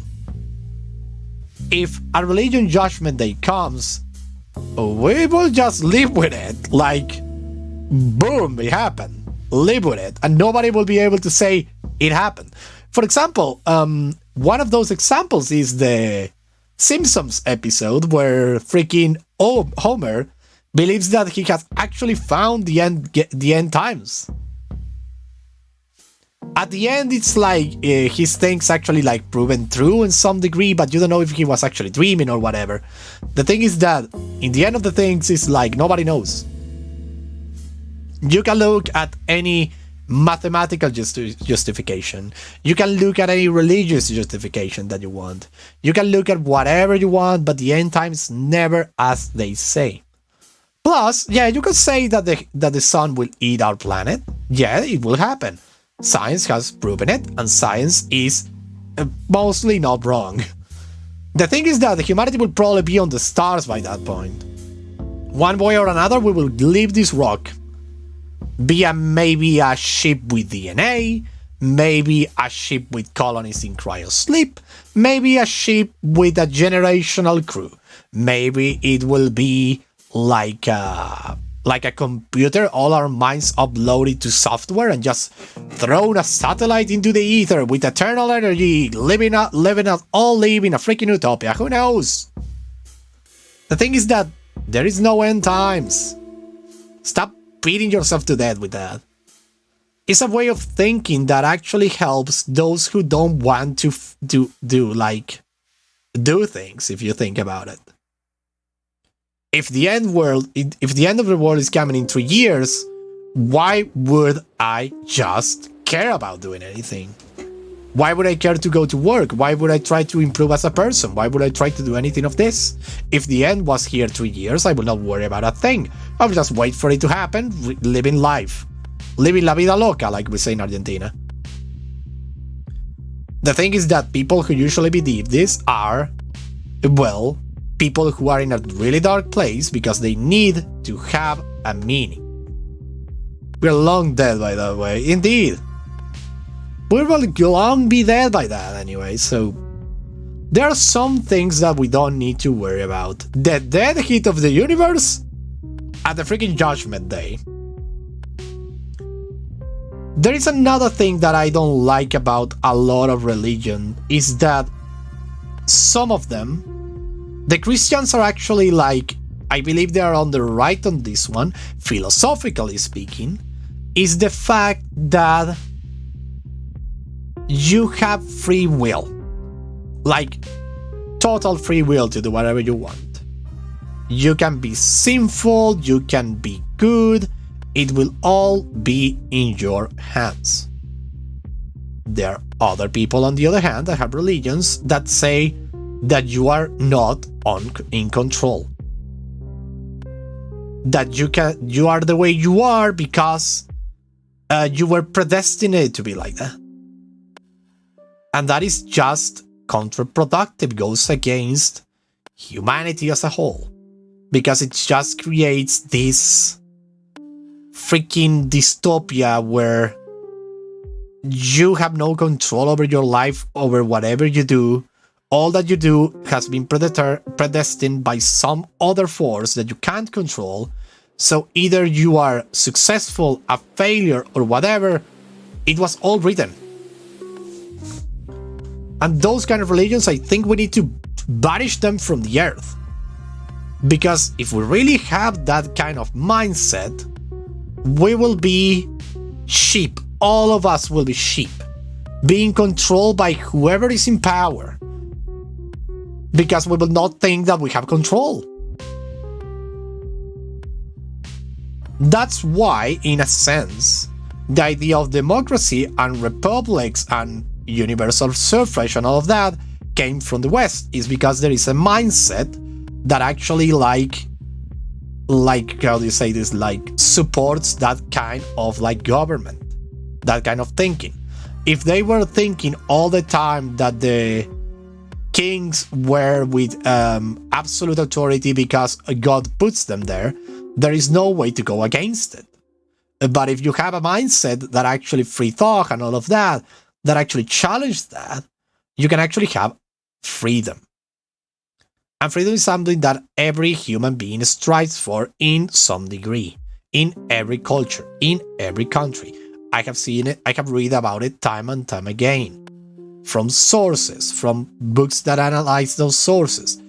Everyone in every single time, place, era, whatever, always strive for the betterment of themselves and for the betterment of their country, their dynasty, whatever. They always strive for the better. Because we want freedom. We want stability that comes with freedom. Humanity doesn't need a new Spanish Inquisition, a new index of forbidden books. Humanity needs the freaking internet available for everyone, even in freaking China where they're not allowed to have it. Why do you think they're not allowed to have it? Because they know if they have it, they will freaking collapse. Luckily, the rest of the world has internet. For example, why North Korea doesn't have internet access? I know North Korea is an extreme case, but why not? Why don't they? They know they will collapse the day after. Like just one day and they're doomed. Then you have Russia. Russia's doing their damn best to try to quell unrest. And they can't. Because they have internet, thankfully. It's interesting. The fact of free thinking and all of that. Like we as a freaking species, like maybe the first civilization on the galaxy, maybe. Because really, when my ex-partner was a biologist, and they explained to me the intricate, complicated thing that lead to us, and to everything on Earth. And that there is actually a big chance that there is nothing else out there. Like nothing, even statistically, even with all those planets and all of that, there is actually a big chance that the conditions that led to our existence are never reproduced again. That is why there is actually a couple of biologists out there that are actually like, we need to take life to the stars.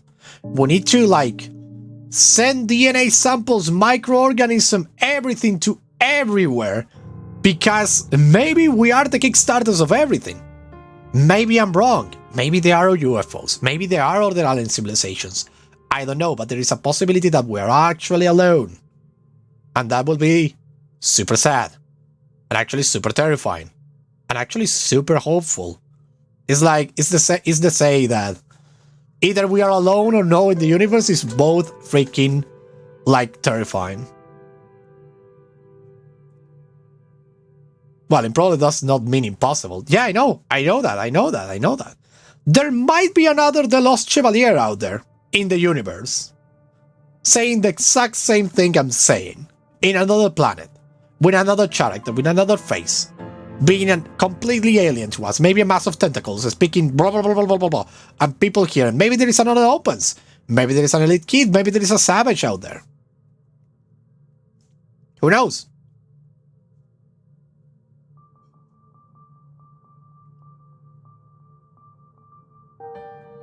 We're gonna play Real Life Citizen Sleeper or My Life as a Teenage Exocologist. Indeed. We don't know. We just don't know. Until we have more information, we are alone. That's the truth. And that's something that we need to like understand. Because the reason we want Alien to come, the reason we want the Judgment Day to come, is for someone to save us from ourselves. The thing is that we need to save ourselves. It's really cool and scary. Imagine that. That's the thing. Maybe, as far as we know, we are alone. Even if there are like other world life. The world doesn't need two of me. Well, don't worry, it's not in this world, it's in another one, so each world can have their savage. The thing is that I'm more than enough. The thing is that, maybe there is life out there, but if we can't achieve faster than light travel, or a way to bubble ourselves from time and space in order to do faster than light travel, we will basically be alone, even if there is actually something else out there. Because if we can't interact with it, what is the point? It's like knowing God. If you can't interact with it, if I can't say, for example, pray to God and say, God, give me the ability to fly, and God doesn't give me the ability to fly, then there is not necessarily a lot to do. But if we could put our hands together and just pray to God and say to them, you gave me the ability to fly, and go on flying you go. The same as if we were please let the universe be full of life, and we could actually travel to other planets without the need to have a dynasty thing, you will get in a spaceship and all your grandsons will see the thing. If you could actually, in a lifetime, visit multiple worlds, that would be cool. That will work. That will make the thing a reality, but for now it's not. So we better get ourselves up there and do our own thing, or we are screwed. We need to improve as a society. I have laid the foundations here talking about, marriage and relationships. I think it's a good way to start mending the freaking, the freaking sadness that there is in relationships or whatever, with another way to think about it. Maybe there will be a physician in the future that will manage to and I say physician, no physic. I say physician, for example, a doctor that manages to create a bio-organic material that will give us 15 plus years of lifespan. We don't know. We just don't know. Who knows? Who knows how everything works? That's why we have so many experts trying to figure it out, which is great, and we need to keep funding them, and we need to keep them up and working tirelessly to unravel all the secrets of the universe. And then to unravel our freaking mortality. If I could, I would totally be immortal, guys, for real. I would totally like to live forever. I would have no problem with it. For real, I will not have a problem. I love mortality, but at the same time, I'm I don't want to get old. It's why not? It's interesting. So I hope scientists actually make enough progress to change things a bit. About how we view ourselves, how we view the world, etc, etc. Super important. But difficult. Not impossible, just improbable. So we'll just need to wait for the future to see that. But ladies and gentlemen, I think this is all the time I have for today. Are you a football fan? No, I'm not. But I still want to die by a normal meals, indeed. Are you a football fan? No, I'm not. I'm actually a fan from the Global Cup. Just not aging. Yeah, aging is the worst. I just want to be forever young and just die at 70 years, 100 years, but be young. The thing about football here in Argentina is that we are really fans about it. Too freaking fan. We are really too freaking fanatics about it. So I'm actually steering clear for football, but when it's the Global Cup, that's when I'm actually all full colors with Argentinian flags and saying, Messi, you can do it. And we actually managed to do it last year, and it was amazing. Okay, but ladies and gentlemen, this is all the time I have for today. I have been speaking for 4 hours already, more or less. And I think it has been a beautiful stream where we speak a lot about a lot of things. It was really interesting indeed. I might cut this live stream into smaller parts, as Mogol does, and just upload those. It will be interesting to see if more people can give their input about relationships and whatnot, for example. or very chaotic for a lot of things. Because there is a lot of things. As usual, this was fun. I'm glad it was fun. That's the most important part. That's the most important part. It's that this is fun for everyone. And interesting too. Well, thank you very much. Savage, Opens, Guy with the Glock, the Alec Kid. Bones was also here. Who else was here? I don't believe there was anyone else in the chat though. Bones, the Guy with the Glock. Yes, let's say that. Honest Boy was here too for a moment. Yeah. We have them all. Done it. Say them all. Well, Savage and Opens, thank you for being here with me talking about this whole set of hypothetical scenarios and questions and whatever. It was really fun. Thanks a lot. Well, I will see you all on Monday with a regular gaming stream. Wait, Monday? Monday. I don't know Monday if at the regular hour, maybe after in the afternoon. I will see. Well, you know, regular times, the time for everything will be up in the channel, and I will see you all in the next one. Bye bye. Bye bye bye bye bye bye bye bye bye bye bye bye bye bye. Bye.